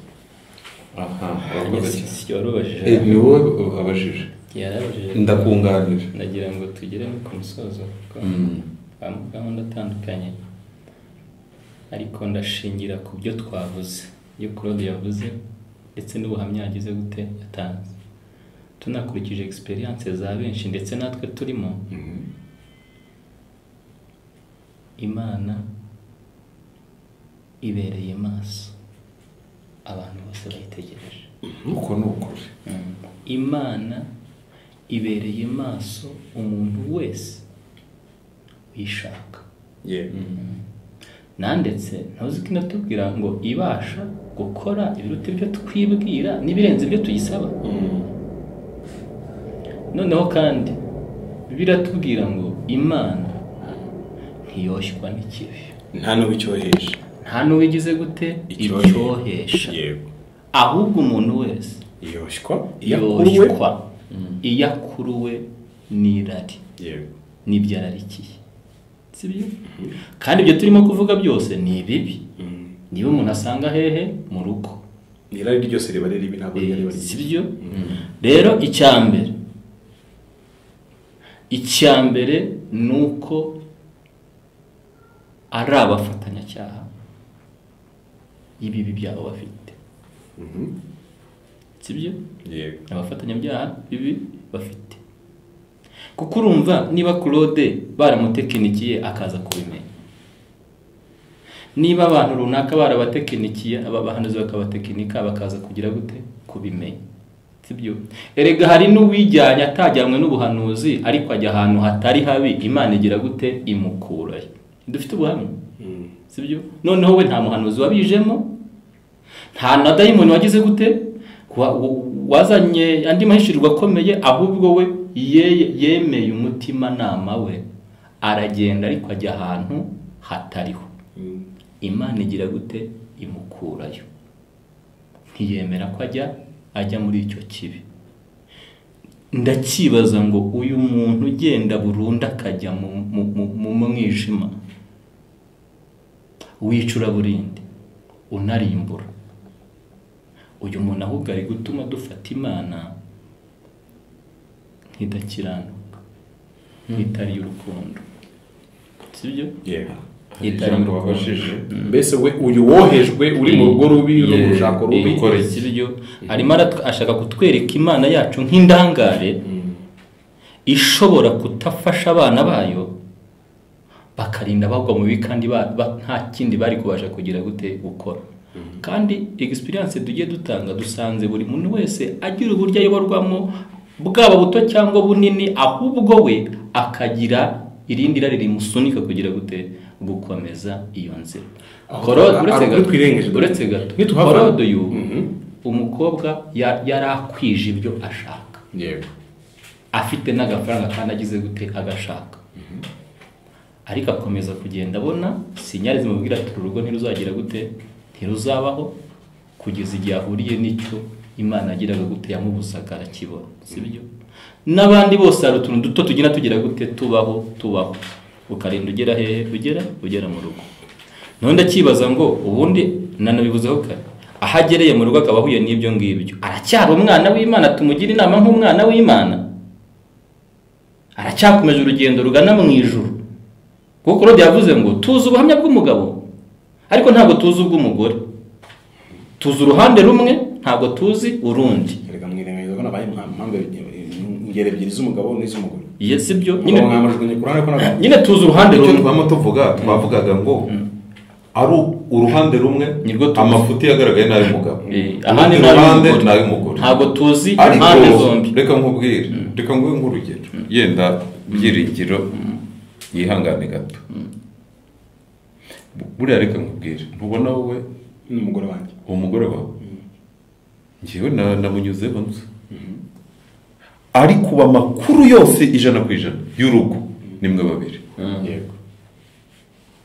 Uwo twita yuko afite mbese yuzuye 100% nimwe mu muziranye. Yego. Ni ukuvuga ngo hagati aho rero iyo umwe arize akarira avuga ati uyu yamemukiye, uwaririye ahita yumva wa muntu arenganye. None kandi ahantu iyo ntambara yabereye, reka nkubwire, jewe iyo nza kureba isura y'uwo muntu nkareba urwego yarari, navuze bikeya kuri ubundi mukubwiye wakumirwa, ariko ni ukuvuga ngo ubundi mbere jewe ikintu nakuyemo mu ntambara y'urushako rwanjye, ikintu nakuyemo icyambere ntabwo nigeze njya kure y'Imana na gato, nakomezanyije umuvuduko ku buryo numvaga buri gihe shaka amakuru, kandi n'ubu niko bimeze. Kuro dore ikibazo rero tugiye kwibaza, impamvu utabanye n'umukobwa wa mbere ni Sida. Yego, si Imana yaguha kubujije ngo yumve, domino unyumve neza. Claude ntiyumve Imana ngo ntarongore n'umugore, ni Sida yamubujije. Yego, sibyo? ntabwo ari umugore wawe si Imana yaguhaye ariko atazamo Sida umwana ugiye kuko umwana ugiye kwipimisha mu byajyanye muhita mujya kwiyerekana mu rusengero. Ngiye rero mbona kubera strategy Imana ifite n'ubuhanga n'ubushobozi ni nako yavuze niyo hataba Sida kubera ko uwanjye yari uwa 9 hari ndi mpamvu nk'uko no mu ba 5 mu ba 7 mu ba 8 zabonetse kandi bo atari Sida. Dore akantu kari buze ko itakuzamo aho hantu haba Imana bayinjiye mu mahitamo yacu navogerwa kandi Imana ntigiye avogera ariko irayavogera ntabwo yavogera none se ntiyamuvogere tumiye se Sauli Paulo se ntabwo amuvogereye agita amasiko. Sauli yari ari mu murimo w'Imana ariko atazi ko ari kurenganya Kristo ahubwo kubera byose Paulo yakoraga cyangwa Sauli yakoraga azi ko iyo sije tuzayikora ubutaka kugira ngo reka tugaruka kuri kino kintu rero ngiye ikibazo mfite mwe muri gusa nkaho muhunga kandi ari cy'abadukurikiye bashaka cyangwa bafite impungenge aba bantu already bo bamaze kwibona muri station bagezemo urugo rwamunaniye araza gukora iki kandi urugo rumunaniye ibyo by'amatekinike mvuga ngo akozwe harimo ubizi cyangwa utabizi ariko icyazi nuko uru rugo rubi arimo kuri dufite abagore bari mu ngo azi neza ko umugabo akantu kose agakoza agomba kuzana imiti y'abapfumu kandi ni abakristo dufite abagore b'abapasiteri hano iwacu mu Rwanda bazi neza ko umugabo wa donc pasiteri Pamphile afite abana 3 hanze yego ariko ni pasiteri njyewe ndi umugore ntacyo nabikindiraho urumva gahindo mu mama pasiteri afite kandi ugasanga nyine baziranye ku bibi bimeze gutya aba bantu baraza gukora iki niba turi kubona abantu twahereye ku kibazo cy'ibigoryi byo kwa Here byazuniye abantu inzu y'Imana kubera ibikorwa bakora tuza kubona buriya n'ikintu cyabaye kuri Samweli abana be ngo baratangiye gutuma Abisiraheli bagumuka mubyibuka no mpamvu bamusabye umwami tugenda tubona bene izo ngero n'uyu munsi rero turabafite abantu babeshywe hanyuma baza kumenya ukuri ko babeshywe abatarakumenya bo reka tubihorere kuko ntituzi niba wenda ari ikigeragezo barimo Imana iri kubaprovinga cyangwa ari Satani gutera ingo mu buryo bwari bwo bwose ariko tugere kuri bano bantu bo barabeshywe bumvira Imana kandi atari yivuze niho nabatangira urugero rwo gukorera ikintu mu izina rya leta kandi atereta igikoze bo bari bazi ko kurongorwa cyangwa kurongora hano ari ugusohoza umugambi w'Imana nk'uko abahanuzi babivuze abakozi Imana babivuze hanyuma agiye asanga siko byari biri ahubwo so watu umukobwa yaraguze cyangwa umugabo yaraguze cyangwa se ni Satani abikoze kugira ngo azatsikame rivuga ubutumwa Pamphile arafite imbere kuko urugo rwamaze kunanira ubundi bwo ubutumwa byarangiye uyu muntu uri muri ino situation araza gukora iki arajugunya n'umugore cyangwa aratuno mugabo ese aragenda kuko iki ni icyaha reka mbabwire inkuru imwe yabayeho muri Amerika ariko ikozwe n'abashinwa hari umukobwa w'umumodo bano bamurika imideli yari mwiza cyane umuhungu w'umukire cyane w'umushinwa muri Amerika bari abantu bafite amafaranga kandi menshi ngo aramubona aramukunda aragenda aramurambagiza aramutereta amubera umugore bakora ubukwe busanzwe bagiye kubyara ni inkuru ziriho ku munyamakuru rwose inkuru yabayeho iri no mu bintu byatumye inkiko nyinshi ku isi zihindura amategeko bagiye kubyara ngo babyara umwana mubi ku rwego na se yamubonaga agatinya kubera igisura kibi umugabo arihangana babyara wa kabiri aza asa nk'abawe nawe ari mubi cyane noneho umugabo yari mu muryango w'iwabo ahavuka umugabo agasanga ubwo bubi bw'abo bana n'ubyo kuntu bateye nta wabo ibyo wabo umukobwa agasanga siko bateye agira ikibazo ajyana abana na nyina ko bapimisha ibitabo byabo byateye imbere basanga ikibazo kiri kuri nyina ko kiramucanga ahita ajya gukora iperereza ajya mu muryango w'umukobwa basanga ubwo buko abana bateye niko nyina yahoze ateye ahubwo kuko yabonye amafaranga yari bagishije bya plastic surgery umusore byaramurenze bya mu kigo nta kintu arega aravuga ngo ngewe umugore mfite siwe nakunze atanga proof zose ahere ku bana urukiko rwaramutangije batandukana umugore azira icyaha kimeze gutya umugabo uwo mugore yakunze si wewe ahubwo ni igikorano wewe wabeshye umugabo wuriho atari wowe uriho niyo gatanya babahaye bashingiye kuri icyo kintu. N'uyu munsi mu rukiko rw'u Rwanda amategeko byemewe ko umugabo mwasezeranye usanze yarakubeshye mu buryo bufatika bubone ibimenyetso urukiko rongera kabatanya. Hanyuma amatorero tugira indahiro zitari za Bibiliya zahimbwe n'amadini zivuga ngo tuzatandukanywa n'urupfu cyangwa Kristo agarutse. Ariko si byo birayigisha, ntabwo byo birayigisha ariko buri dini yose rigira yanduye mwarabonye muri kiza Gatolika si bavuga murangiye kandi si byavuga ibyo nivuze iwacu muri ADP. Uyu muntu ko Yesu atagarutse kandi akaba asanze atari Imana yavuze ari ibintu byahimbwe, we yarazi ko ari mu murimo w'Imana. Dukunda kuvuga ati twaye abagabo tuba turi gukora umurimo w'Imana n'abagore bari gukora umurimo w'Imana. Iyo dukora ingo tuba turi mu murimo w'Imana katari warimo. Twavuze kare tugenda tuvuga ngo wenda ngo Imana ngo ireba hose ngo nagare nka leta, ariko ibintu byarabaye barabutekinika biraba ubukwe bujya kuba bageze ubwo babyaranye rimwe bageze ubwo babyaranye kabiri. Ibyo bintu byose Imana yaba yaravuze cyangwa ntivuge, ariko twe kujya kwita kuko yavuze ko ijya kuvuga ntitwaduhari itanavuga ntitwe tubizi. Ariko twe turabona situation mbihari kandi iyi situation turayifite mu ngeri nyinshi cyane. Aba bantu barakora iki? Okay, reka mbanze ndanavuga ibintu bike tugere tunasoza. Ikintu cya mbere, abantu bashyira imbaraga mu irambagiza ryabo, be kwita kuri ya mezi 3 bavuze y'itorero gusa. Dominique ugiye mu irambagiza ubwira bano bantu bari mu rugo. Reka nkomeze kugira gukoregane na kompitera nabyo n'ingaruka zabiriye. Noneho aho bagiye kure cya kiganiro cya mbere sibyo. Noneho rero aba bantu babanye sibyo, icya mbere ni abakristo niba ari oya niba atari abakristo ntabwo mbagira inama. Ariko subereka nkubaze ndabizi neza ko ndwaye Sida ntemerera urukundo urumva ntari umwicanyi. Urabizi neza ko kwanduza umuntu Sida ubizi ubishaka ni icyaha gihanwa n'amategeko. Ariko urumva we yagiye mu mwuka, ntabwo ari umwicanyi.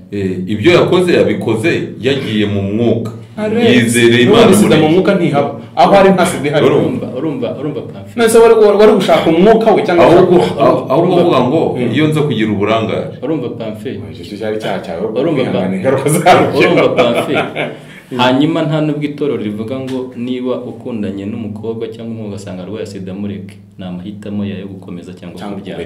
Sibyo kuko umuntu urwaye Sida n'utarwaye Sida barabana kandi bakabyara. Ibyo biremewe sibyo, birashoboka biterwa.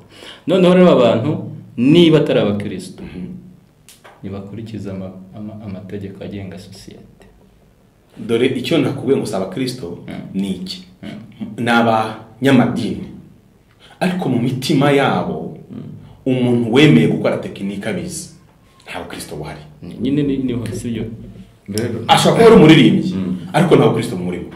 Uretse nkomeze namwe mu rungana sibyo, niba babizi ko atari abakristo bo mu mutima sibyo, hari amategeko agenga abashakanye mu Rwanda.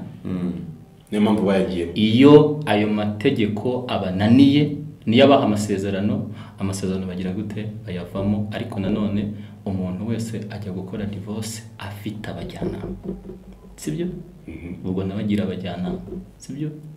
Hanyuma niba ari umukristo nanone akarimo guhura n'ibyo ngibyo atagize gute atiteze, mujyanama wa mbere ni Kristo aracyahari sibyo. Nakomeze abaze Kristo icyo agomba kugira gute, icyo agomba gukora. Gatatu, ntago agomba gusuzugura rya dini kuko araryizera aryemereramo, sinari mushyizemo nta wundi wari mushyizemo. Nabo bapasiteri sibo bamwoheje kugira gute gukora ibyo ngibyo, babikoze babona byera, nabo nabagisha inama kugera kuri no sange we nta yindi nama idasanzwe mufitiye. Nakora ibyo ngibyo ku ruhande rwa. Okay, rero ikintu numva urumva kenshi iyo tugiye kuganira gutya hari igihe twibabarira tugashaka gushaka imbago twicumba kugira ngo tere ko bucya kabiri. Ariko nkuko yabivuze ni abakristo. Puruzi ko ari umusirikare ujya ku rugamba atarukunze akavuga ati ariko kubera indahiro narahiye reka ngeyo, akarurwana ashingiye ku ndahiro yarahiye. Noneho ni ukuvuga ngo ahubwo ikintu tubanze turebe, reka nivuge njye mfite umugore, hari abamuzi hari n'abatamuzi, ariko reka nguhe urugero. Uzi ko hari amakosa ashobora gukora nkabona nibeshya nkajya kwirenganura, ninjya kwirenganura hanze ndahita nta gaciro ufite, kandi gasanga afite agaciro kangana na 80% y'utundi duciro dukenewe hanze aha. Nk'abandi ninjya kumena ayo mabanga, ninjya kwisandaza n'agaciro nayo ifite karagenda. Ibyiza ubu nshoboye kwikorera uyu mubabaro nkazawuturwa na Kristo, ndabishoboye, shoboye kwikorera uyu mubabaro umudamu yambabaje, ni urugero, ku buryo uyu mubabaro utanyicira amateka.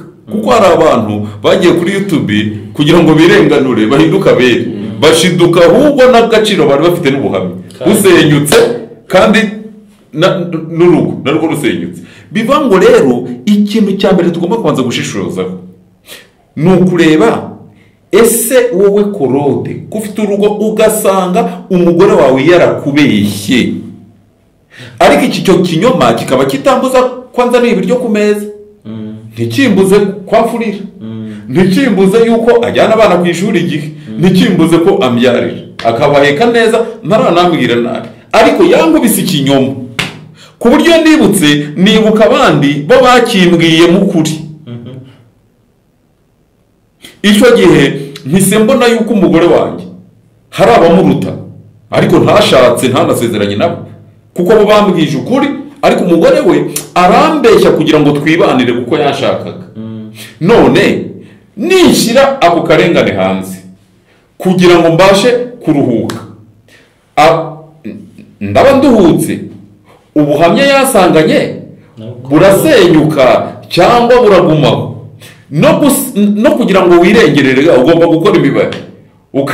Buriya reka nkubwire, kuri iyi si, reka mvuge kuri iyi si hari nk'ikibazo, mvuze kuri iyi si banyumve neza, kuri iyi si hari umuyobozi w'igihugu runaka ushobora kugira ikibazo mu rugo iwe, akabata kugira ngo giserure nzajya upfana, kuko agaciro ufite ntabwo kangana n'ikibazo nahuye nacyo.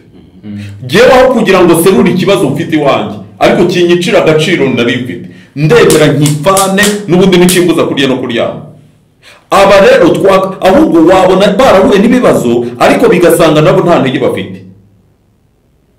Kuko ngewe nisanga umugore yarabyaye abana 2 hanze akampisha, ariko nkaba naramushatse no kwitorera batari babizi, nkaba naramushatse no mu muryango we batari babizi, ariko akabambwiye ati mfite abana 2. Icyo gihe aho harimo imibare ivuga ngo ubwo yagize amahirwe akigira amahirwe tukabana mu muryango we batazi ko yabyaye abana 2 hanze, kubera ko yarababyara kwamara kugira ukwezi akabakira se. None nkaba mbimenye, nimbanze nkora imibare. Icya mbere ndabashatse kwirenganura, ariko uyu mugore ashatse kwirenganuraho n'ubundi nta gaciro agira muri iki gihugu kangana n'akanjye. Shobora kujya kwirenganura kuri we nkisenyera agaciro kandi ntazabasha kubaka. Ahubwo reka ntemere iyi mibabaro, jyewe mbwire Yesu wenyine azaba ari windenganura. Uzi ko ashobora kumva iryo sengesho agakora strategy. Nukuri pe madame wanjye burana naramubwiye, ndabwira nti sheri, jyewe baranzi ku maradiyo, baranzi mu biterane, baranzi hirya no hino, mba muri groupe y'abahanzi 100, abavuga butumwa bose, naririmbye muri korali Simuruna mu Kiyovu muri za 92. None hari ikintu yakora, my friend, mwese ntimubimenye. Jyewe yenda nkazajya ngenda nkaririra hariya, ariko nzi uko njera agahinda kanjye. Ibyo nibyo byabahana n'abandi. Ibyo nanone ikibazo cyane muri mu gihunga. Oya bakora iki? Jye mvuze yuko keretse ayo ni amakosa y'umuntu yakoze nk'umuntu. Yego. Ndashaka muzane iki kibazo kuko ngewe njya kurongora uyu mugore witwa Dominiko, namurongoye kuko Imana ibimbwiye. Muranabizi neza ko hari abantu barongoye ngo kuko Imana itegetse. Usanze barakubeshye. Yego. Rero bitandukanye no kuba uwo mukore ko garakwikundiye akabasanga nakubwira inenge afite, utazamwemera uyu we yakubeshye nk'umuntu ku giti cye, ntabwo ari Imana yakubeshye. Kuko aba bantu bose turi kuvugira aha bo babeshywe n'Imana niko bavuga. aho nahita mbita abapagani. Atinyutse kuvuga ko yabeshywe n'Imana mpita mwita umupagani. Ahubwo icyo gihe nambwira nti banza ugende hariya ukizwe neza uzagaruke tuvugane. Ntacyo babeshywe mu izina ry'Imana. Ubwo se tinyuka umbwira ukuntu yatinyuka kurabire akavuga ngo Imana yaramubeshye. Imana ubwo barayizi. Imana ijya mu nyanja ikayihindura urutare. Imana ijya mu ntare ikazifunga iminwa. Twe kwirengagiza nkana. Ikintu cyo nakubwira yavuze ngo waranshutse nemera kuri. Ntabwo byari. Reka na marangamutima ye afite ako kanya. Niyo mpamvu n'uyu muntu mu marangamutima ye uyu musaba yumva ari Imana mushitse kuko yakoze Imana. Ahubwo rwose ahubwo nahita mvuga ko amakosa ashinja umugabo. Nahita nyagarura ku mugore. Niba umugore atinyuka ahubwo aba badamu nukubegera.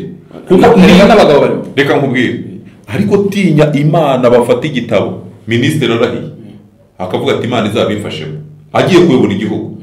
None umwana w'umukobwa utayobora n'umudugudu aratinyuka akavuga ngo iyo Mana aba minisitiri biyambaza Imana irabeshya.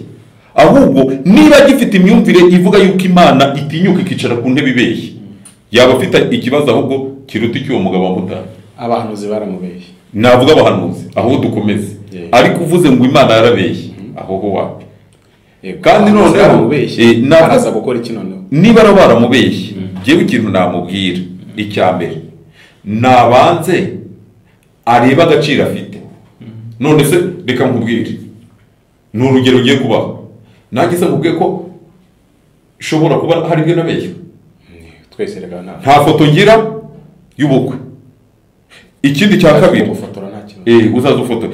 Rero nimweke babwire ahubwo abantu bave mu bwana. Ntabwo ushobora kubaka urugo hari amanyanga menshi hari ibintu byinshi. Reka mbivuge neruye igihugu cyose n'isi yose byumve. Ntabwo ushobora gushaka umugore cyangwa umugabo ngo usange ibyo washatse umwizeyeho arabyujuje. Yego. Icyo uracyemera? Ndacyemera. None umuntu wese uzasanga ibyo yagiye yiringira atabyujuje. Icya mbere ntabwo uzarambagiza umugore ngo kwerekwa ko agona saa 8 z'ijoro. Ibyo ntabwo bishoboka. Kandi yabona akangura abo mu nzu nabo ku gasozi. Iyi ni indwara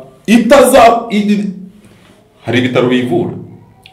Ikindi cya kabiri rekabe waramuguriye burushete imwe ariyeho tubiri utunda dusige akanga kwereka imico kubera yuko yarazi ko umurambagiza. Ariko mugeze mu rugo gato usanga ararya ikiro n'inusu cy'ubugari. Icyo gihe nushaka kwirenganura kuko yakubeshye kanti itarya ushobora no gusenya ibindi byose. Ahubwo yewe icyo numva kimwe kirimo urumva hano harimo umugabo warenganye harimo n'umugore warenganye. Reka tubafatire hamwe. Nanjye mfite nosiyo y'abantu benshi bagiye baza bampa ubuhamya nakwikurikiranira ngasanga buri wese yararenganye ku ruhande wese yararenganye. Ahubwo icyo biburiye babuze guhuzuka akarengane babuze uko bahuza akarengane ngo bamenye uko bagatwara. Wambeshye kugona ariko nanjye nkubeshye uko ngira umwanda. Urumva ni intambara ebyiri zihari twakabaye. Reka nkubwire kandi ahubwo mbatahure aba bantu ni ukuvuga ngo niba uwo muntu ajya ku buriri akikinisha yarabyaye bakoze iki? Ikindi cya kabiri yabaza imbaraga z'Imana niyemera akarengane umwaka nabanza agaharira Imana nafata amasengesho yayandi atarimo amanyanga atarimo uburara afata amasengesho asenge abanza abaza Imana neza kuko hari byishitwa nawe warasenze. Hari ibyakuremereye nawe ujya gusenga kandi ubona igisubizo. Hari ibyakuremereye ujya gusenga ubona igisubizo. Amasengesho uretse abayavangiye ariko iyo usenze igisubizo gishobora kutaza none kikazisha. None no kuvuga ngo yihita afata icyemezo cyo gusenya yiruka. Nabanza mbwire ngo yarasenze hanyuma noneho abona igisubizo. Yego. Sibyo? Reka mbaze ikibazo cya nyuma ino topic tuyiveho. Yego. Kuko kiremereye. Kiremereye cyane. Ahubwo abantu barasabwa kwitonda kuko ashobora kurusenya azi ko aribwo akize. Yego. Yagera none hiriya yaratandukanye. Abantu bajya basoma Maraki biravuga ngo I hate divorce. Imana yanga gusenda. Yego. Ikibazo cya nyuma ngiye kubabaza mwese mu mpamvu zitera abantu gushaka ubu se uzi ibyo mfite mu rugo iwanjye uzi biri ntabyo uzi wabigumane pe sinabivuze ni urugero nitangiye kubyumva ariko icyo sabwa ni iki ahubwo imyaka maze senga nafite imbaraga zizi guheka ibyo ahubwo nkatega Imana ko yazazikagiza ni urugero twagikomojeho ariko turagisimbukaho umwanya ariko ni ikibazo gikomeye dushaka mu mpamvu nyinshi reka mvugemo ebyiri zikomeye impamvu ya mbere no kugira ngo ibitsina kuri ibyo byaremeye gukora impamvu ya kabiri ni kugira ngo twagure imiryango hanyuma hari abantu bagera mu ngo bagasanga abo bashakanye nta bitsina bafite ntacyo gashobora kuba ari ikiremba ku bagabo cyangwa se kubera imikorere y'ingaruka z'ibyaha mu isi hari abantu batagira ibitsina yego ugasanga ni umukobwa nk'urugero niba binakubaho uzabyitondere ni imwe mu masomo akomeye ya teoloji abantu batajya babasha kwiga teoloji y'imibiri nk'umukobwa ugeze igihe cyo kujya mu mihango akabona ntayibonye umwaka ugashira akajya mu myaka 20-30 utajya mu mihango ni ikibazo gikomeye kubera ko hari malformation ibaho ku muntu kubisanga nk'ubu Dominiko tubanye imyaka myinshi ariko nturambona nambaye ubusa urumva icyo mvuze hari n'umugabo w'inshuti yanjye tuziranye tutarababwo tukiri n'abasore turaba kwiga urumva n'ikintu cyoroshye ariko natwe nk'abarokore ntabwo tujya tubira ko ushere bacu ngo manumve kwango menye ko tuzashobokana yego turaba Kristo ntabwo imibonano mpuzabitsina iba hagati y'umugabo n'umugore bashyingiranywe niko Bibiliya yigisha twebwe iryo tugenderaho hanyuma na makesi ntabwo nibugende mentioning abantu ariko ni kesi ziriho nyinshi umugabo akashaka umugore yagera mu buragasanga ku mwanya w'igitsina hariho akantu gato gasohora umwanda nta gitsina cy'umugore afite ariko kandi ni muzima n'abagore bajya gushaka abagabo bagasanga nuko bimeze mbese hari no kutakubwira ati kangana n'agatoki kandi ntiyeguka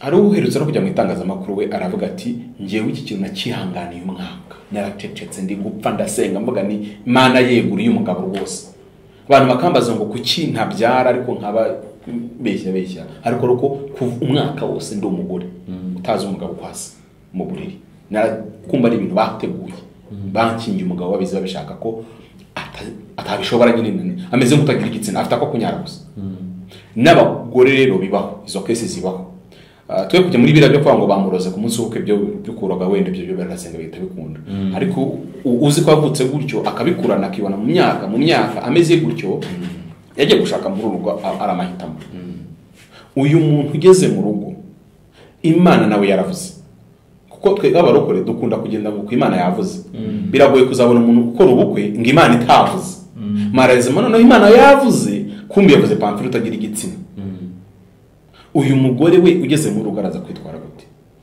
araza kubikubwira gute cyangwa uyu mugabo iyo ni case imwe iya kabiri dufite ikibazo cy'abantu mu Rwanda hariho hoteli igezweho ngo yitwa hybrid ni imodoka inywa essence bakoresha n'amashanyarazi ntabwo nari nyizi zirahari tutanu guherekeza ndayikwereka inywa essence igakoresha n'amabateri izo bita hybrid dufite rero n'abantu bitwa ama hybrid ni umugabo utingana ariko akaba afite n'umugore cyangwa umugore utingana ariko afite n'umugabo babita ama hybrid mu Rwanda niyo mvuga y'abatinganyi igezweho ugasanga umugabo wawe ni umutinganyi cyangwa umugore wawe ni umutinganyi muzi neza ko iyo na abomination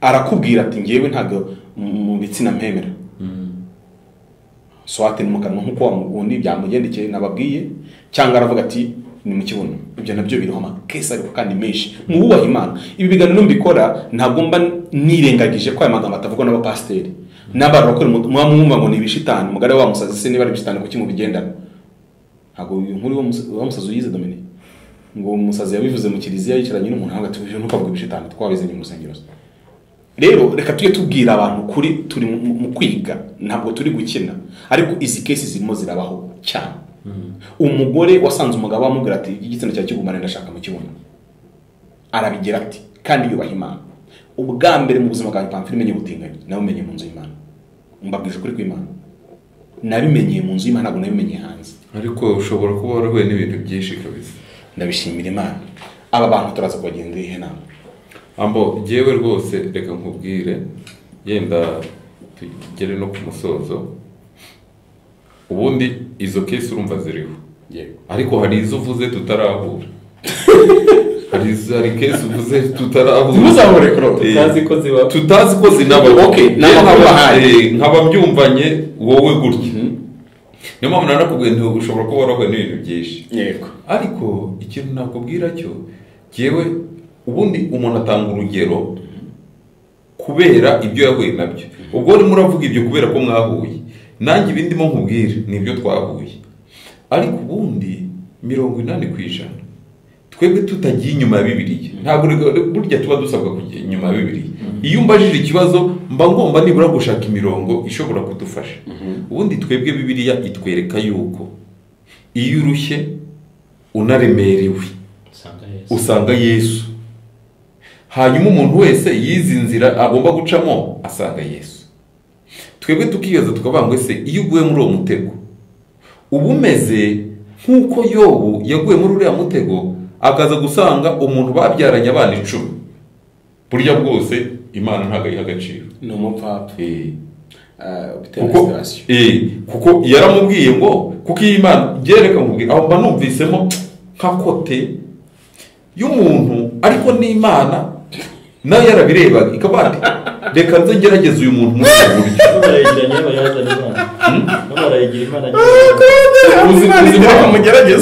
Reka nkubwire, jye nasanze Imana ishobora ibintu byose, ireba byose, ikora byose. Niba umuntu mukundanye imyaka 10 cyangwa se 8, mujya mu rusengero murasenga, ese kuki mwasenze Imana igakatira ibindi icyo ngiki ikavuga ibindi ikakireka? Aho ngaho ntabwo twahita tuvuga ngo ese ngo hoya ngo Imana ntabwo ibizi, ubwo twavuga tuvuga ko hari ahita abona. Ahubwo turibaza kuki yemeye uyu muntu bikamugeraho, ni ukubera iki? Aho rero ugomba guhita ukora tasiyo kugira ngo utaza no kuvuga ibitavugwa. Ahubwo tukavuga ngo ese uyu muntu wageragejwe niba ari umusore niba umukobwa yaba yarabanje kwegera Imana. Imana iri gitanga amakuru. Niba kwirengagiza ko ntabwo abantu bose barongora Imana yavuze. Oya, ntabwo barongora Imana yavuze. Ariko gihe cyo navugaga kuko nk'ubu ngubu rwose inama nakugira inama yo kubabwira ati murasenga, muracyasenga, muze tubanze tujye gusenga. Unabahamagare nibura duhure tubanze gusenga, dusenge rwose, noneho tuganire twanasenze. Naho bashobora kuza kukubwira batanasenze, kuko hari umugabo bita Habyarimana, ni umumotari abibatsinda, ariko yarantangaje cyane. Twanamubona no mu masengesho yandi ngo y'ikibatsi, arasenga, turamwubaha, akora n'umurimo w'Imana. Ariko yabyaye 3 abyara abakobwa gusa. Hanyuma aravuga ati jewe Imana ndashaka kwitegereza, ejo bundi tugiye kubona tubona byo umuhungu. Noneho abantu batangajwe n'ukuntu abo bana 6 yababyaye mu myaka myinshi, ntabwo yigeze ajya hanze gushaka gahungu. Yarakomeje arasenga batuwite, njya numva ubuhamya bw'abandi ukuntu ugira neza ukora imirimo n'ibitangaza. Abari abantu wakoreye biriye nanjye binkorere. Urumva umuntu umutima yawe ushyize ku Mana. Kandi noneho nagiye ngutangarize yuko mu bana ba mbere yarahanurirwaga, agahanurirwa abahungu hakavuka abakobwa. Mu bana bakurikiye urumva ko kunamba zubahe nyine ni ya strategy yabo y'akazi baba barimo. Ashobora kuza akagukubita igipinda agahanura kugira ngo niba ufite n'ibihumbi 10 bimuhe unezerwe, kuko turabizi ko buriya buhanuzi bwo kuvuga ngo Imana yavuze buhita butuma umuntu w'umushyira. Noneho babikubwira wowe ugahita wihutwa bati rero reka nguhereze ibihumbi 20 rwose n'ejo uzagaruke nkujyane kwa bene wacu wasengera. Ni ibyo rero byabararuye. Noneho iyo utazi gutegereza no kwihangana, hari igihe uhita ushaka kwirenganura ugahita ujya mu bidakorwa. Icyo navuga, wowe niba usanze umuntu ateye ubwo buryo kandi ukaba wararambagije uri musenga, nta kibazo ufitanye n'Imana, utaragiye muri ubwo busambanyi, utaragiye muri amanyanga, utaramwidutseho kubera imiryango ikiza afite, mbese ukajyamo kubera gusenga, wowe tegereza Imana. Ikindi mujye mwiga no guha Imana ibyifuzo bikomeye. Uyibwira ati Imana, kindi umugore shatse umugabo ateye gutya, kandi urabizi ko wavuze ngo nta kigabo nta kigore kizabura ikigabo, nta kigabo kizabura, nkore gute? imana ubanza uyitegereze uyihe icyo cyifuzo ariko unayitegereze.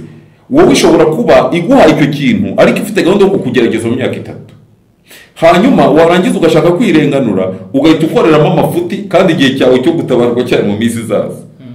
Nibura wowe tubwire ngo nihanganye iki gihe rero ndarambiwe ariko imana yitegereje imyaka iyi, kuko dufite abantu babyaye hano i Nyarugenge akabyara amaze imyaka 22 murabazi, yajya kubyara akabyara abana 2 b'impanga ariko tutumva muri korari yaragiyeyo, tutumva yaragiye mu byabo. Rero imana muyihe igihe. Ikindi buriya Yobu ageragezwa nta nubwo yari yiringiye ko birabigerageza azabikira, yari yamaze kwiyakira nk'uzabigwamo, ariko akirizwamo ngo ku buryo yajyaga abwira abantu amagambo akomeye. Rero ni ukuvuga ngo niba we aho kuzana ijambo rikomeye hari ukuvuga ngo giye gutana sinabihaye agaciro, ntabwo nigeze mbiha agaciro. Banza utwereke intambara warwanye mu gihe uhuye n'ibigeragezo, nibura natwe tukugirire impuhwe tuvuga ati uyu muntu ntabwo atari yakize. Buriya reka nkubwize ukuri, mu Rwanda turahemeje, hari ibimenyetso simusiga byatwiritse ko mu gihugu ntabwo batagize. Umuriro uragenda ukagera naho tutawubonaga, imihanda. Urumva hari intambara barwanye itumye tumera gutya.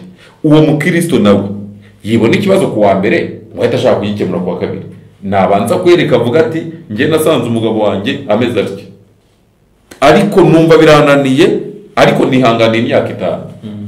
Erega imana nibatayiha umwanya hari ibyo itazakora.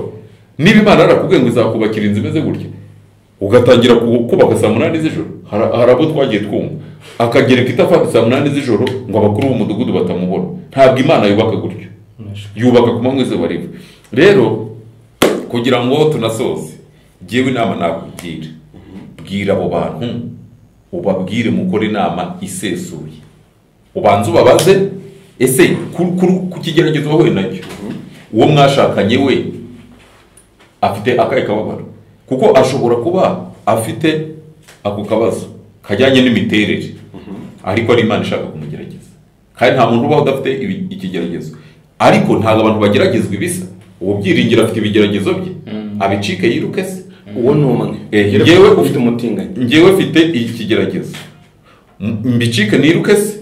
Wowe ufite ibigeragezo, nawe ufite ibigeragezo, na bose abantu turi kumwe hano bagira afite ibigeragezo, ariko nta kubicika ngo wiruke. Twize yuko mbere kugira ngo ucike ibigeragezo ugomba kubanza kubiha Imana, ukabanza kureba icyo Imana ibikoraho. Ukwezi kumwe, icyumweru kimwe, haracyari inzira ndende. Rero uwo mutinganya, ubwo tugeze ku mutinganya, rwose yisanze umugabo we cyangwa umugore wari uko ateye, ari umutinganya neza afite ibimenyetso simusiga. Erega buriya nkunda ibimenyetso bitewe n'ibintu nahuye nabyo. Ndaguha nimero z'umukozi w'Imana bita Innocent, arahari, uze kumuhamagara umubaza ku kantu nkubwiye. Hari umuntu wagendaga avuga ubutumwa avuga ngo yatanze imbabazi ngo bamukase igitsina ngo ntakigira. Buki yajya kwigisha ahantu abasaza bafatiye baragikase neza ati bagikuye tetorere, baramubwira ati mwana wacu uri umugabo turabona ariko tubabarire utwereke niba iki kibazo gihari. Abasaza bavati rwose ntuva urigisha neza ariko turashaka kureba ibimenyetso simusiga ubwo buhamya kuko burakomeye natwe tuzone kuvuga ibindi. Itano rirangiye bagiye kumwakira babanza gukirana ariko babona ukuntu ashyiramo ingufu kugira ngo agende, bavati umuntu ashobora kuba abeye bashyizemo ingufu none bavati turava aha ngaha none turashyiramo ingufu, ntibarebye bagasanga umuntu aruzi nta kibazo arafite. Rero biva ngo bamyabwarizaga abantu bakabwira abantu imbaraga ze, biva ngo mugomba kwiga kureba ibimenyetso hagati y'umuntu n'undi, kuko bitabaye ibyo duhita twibaza tukavuga ngo none se ko yasengaga ari umukozi w'Imana, kuki nibura Imana yabyemeye ishobora kubyemera ikabimugerageje. Niba rero imugerageje niyihangane kuko ibigerageza Imana yemeye birashira. Induruma nicyo twavuze, yego nacyo twavuze. Niba umuntu atari umukristo ntitugomba kumugira inama z'abakristo. Yego ni nabyo twavuze ngo bimwe mu bintu bitangazwa hashobora kuba harimo n'ibitangazwa ari byo kugira ngo babaze ibinaniranye, yego, ariko atari by'ukuri. cyangwa se akaba yamwangiye ikindi Yego. agashaka ikintu amuharabika kiza kuba gifatika kugira ngo umukozi w'Imana ahita amuha avantage atigendere. hanyuma ikindi niba tubwiriza abantu kugira ngo bahinduke bave mu byaha nabo ngabo nabo ni bababwiriza. Ubwiriza umuntu ugize gute wihanganye utegereza n'ibindi bigize gute bitandukanye. Umuntu nagume mu nzira z'ubukristo rwose ategereza Imana. Umva umukozi w'Imana, urumva ko abantu bakubwira ibintu byinshi kandi bakwisanzuraho kubera yenda impano bakubonyeho, ariko ushaka ibimenyetso kuruta amagambo abantu bakubwira. Urebye ku ma YouTube ibintu biriho muri iyi minsi ubona adakwiye ibimenyetso, tujya kubona tukabona havumbutse ibintu tutari tuzi. Ntabwo ibi bintu nkubwira ari inkuru nahawe n'umuntu gusa, kuko mu masomo ya mbere nize nkijya mu ishuri aba amasomo yitwa sexual ethics cyangwa se ni nk'imyitwarire ngengabitsina dukurikije uko Imana yabishakaga. Izo ni cases zihari kandi zinagaragara muri Bibiliya. Niba Yesu bari bamubajije ibyo gusenda umugore agatazanamo teoloji y'ibitsina, akavuga ngo abantu Imana yaremye ari ibiremba, abandi bakonwa n'abantu, abandi bikonwa ubwoko bw'ubutumwa bwiza, abandi barashaka, ntabwo ibintu turubuze kubihunga ko ari ikinyoma umuntu yaduhimbiye. Kandi niba bigaragaza abatinganye ni umunsi twaba tubafite ahantu hose, nanone ntabwo tubujye gushaka izindi fact ziri hirya, kandi ibibazo birahari. Uko biri kose naho umuntu byoroshye umuntu kuba yaza hano kuri kamera kugira ngo ujye gushaka fact, ariko umuntu waje akakwegera bishobora kuba nta yindi nyungu afite. Kandi nta nubwo ibintu bibarije abantu gusa, ahubwo nuko ni case ziri kuba ziri rusange rwose dufite. Mbaho urugero rw'umukobwa umaze iminsi ari celebrating ari mu nsanga yashimye Imana ko yari yarashatse umugabo ari muri ADPR, banga ko ntibabyarana, arihangana, idini riramuhambiraho ngo aza kumwihambura, ngo kandi Imana imubwira ngo izamuha umwana. Nyumve ni ikiganiro kiri kuri tubano wese barakizi, ngo Imana namubwira ko izamuha umwana, hanyuma ADPR ikamuhambira ku mugabo utabyara.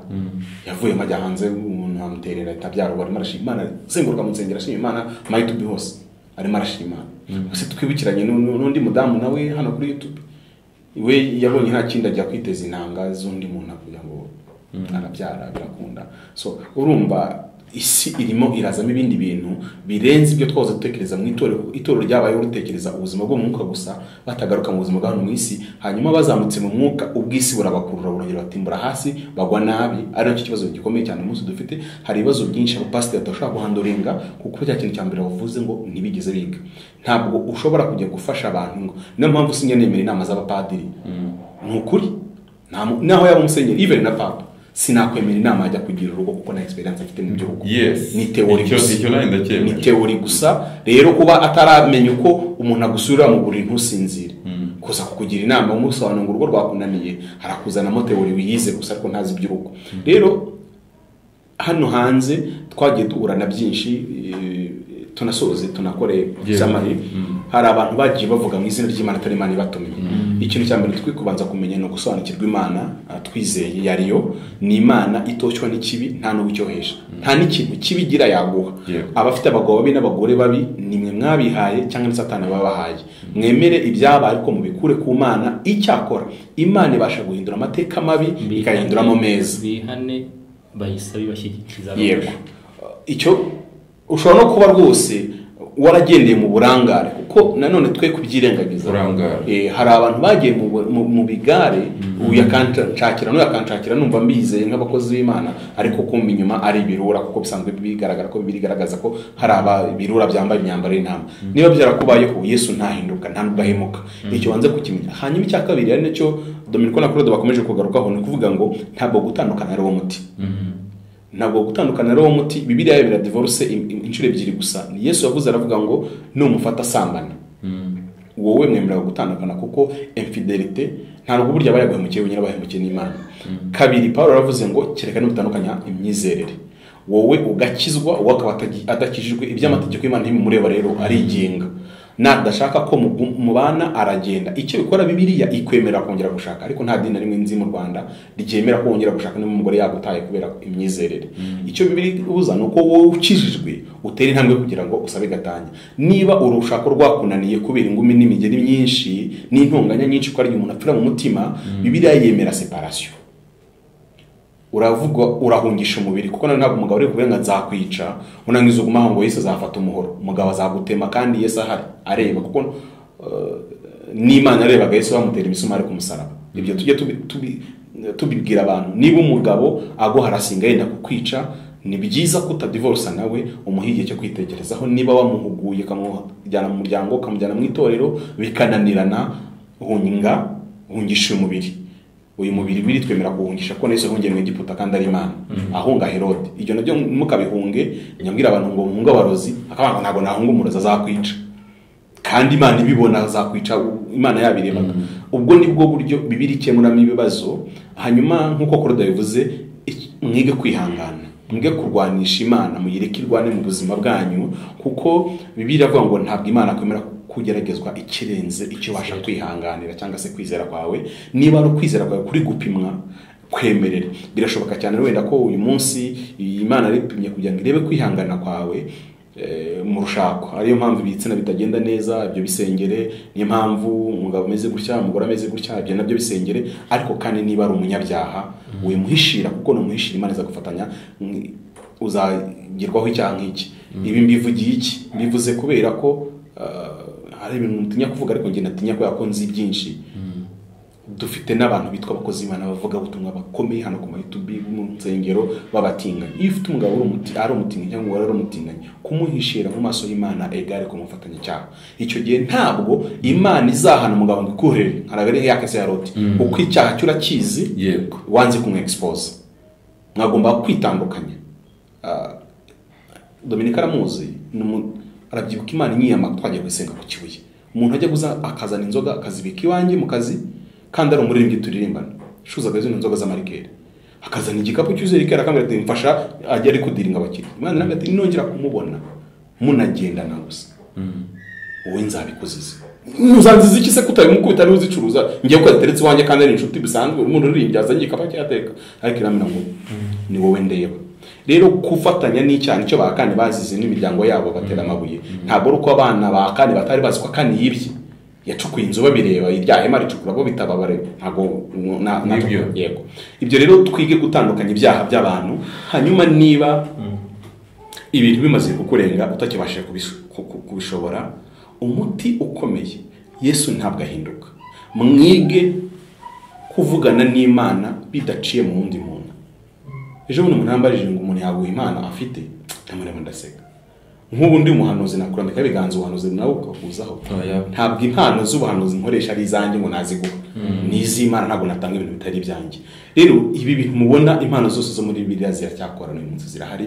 Umwuka wera ko yarari niko ari kandi ko azahora iteka ryose. Nimushaka Imana bizakunda ko muyibona, hanyuma abageragezwa nk'uko mwami Imana ishaka. Ni mubitse umurimo yo kwizerwa, ubugingo bwanyu mukomeze mukore neza. Murakoze mu rusengero. Murakoze, Imana y'umugisha kandi turabashimiye kubwo kuduha ikaze n'ikaribu tukaba twaganiriye n'ukungurana ibitekerezo. N'ukungurana ibitekerezo kandi rwose Imana w'umuyoboro ikomeze umugisha iwagure kandi ntabwo izabura kubikora kubera ko nibifitiye abantu benshi umumaro. Yenda abantu bose bashobora kumva ibi biganiro bakagira ibyo bagenda batoramo bizima bibafitiye umumaro. Imana y'umugisha. Nanjye hari icyo nungutse, nubwo navugaga ariko hari ikintu nungutse. Imana y'umugisha, murakoze cyane. Reka dusenge. Turagushimiye Imana yacu mu izina rya Yesu Kristo w'i Nazareti. Twatangiye tugusenga, none tunashoje dusenga. Wabanye natwe rwose utugira neza, uradufasha, ushimwa bw'icyubahiro. Aka kanya uyu munota rero tugeze muri aka kanya wabanye natwe, watubwiye amagambo meza uciye mu bakozi bawe, ariko intego nyamukuru no kugira ngo uhindure ibyanze guhinduka. Nubwo abantu bahura bakaganira gutya, ariko wowe ufite target, ufite intego, ufite icyo ushaka gukora. Twebwe dushobora kutakibona none, ariko wowe ubukizi ubishimirwe. Rero dusabiye umugisha abakozi bawe nyakubahwa Imana bagize igitekerezo cyo kwamamaza ubutumwa bwiza, ukomeze ubafashe kandi ubatere inkunga. Ndetse n'abakozi bawe bagiye kumva iki kiganiro nabo ukomeze ubahe umugisha mu izina rya Yesu Kristo w'i Nazareti. Turasabye kugira ngo umuntu wese azagubwe neza muri cyo kandi azahabwa imbaraga ku bw'aya magambo yavugiwe aha hantu. Urakoze rero, iyi minsi iyo tuyitekerejeho turabona ari iminsi iteye ubwoba ikomeye, ariko wavuze neza yuko nta kintu na kimwe ku isi kikurusha imbaraga. Wowe imbaraga zawe ziri hejuru y'imbaraga zose. Turasabye rero kugira ngo ukomeze ukore umurimo wawe n'ubundi muri iki gihe mu izina rya Yesu Kristo w'i Nazareti. Imbaraga mbi zose uzitesha agaciro, imbaraga z'imyuka mibi uzirukanire kure. Tuguhaye ikaze n'ikaribu ukomeze uyobore ubugingo bwacu. Urakoze, turagushimiye rero, ntabwo tugusezeho ahubwo turakwiragije, ukomeze wo mu ruhande rwacu kuko wavuze ko iyo uhari nta mubisha. Urakoze Yesu, turagushimiye, icyubahiro kibi cyawe mu izina rya Yesu Kristo w'i Nazareti. Amen. Amen. Murakoze cyane. Imana ibahe umugisha.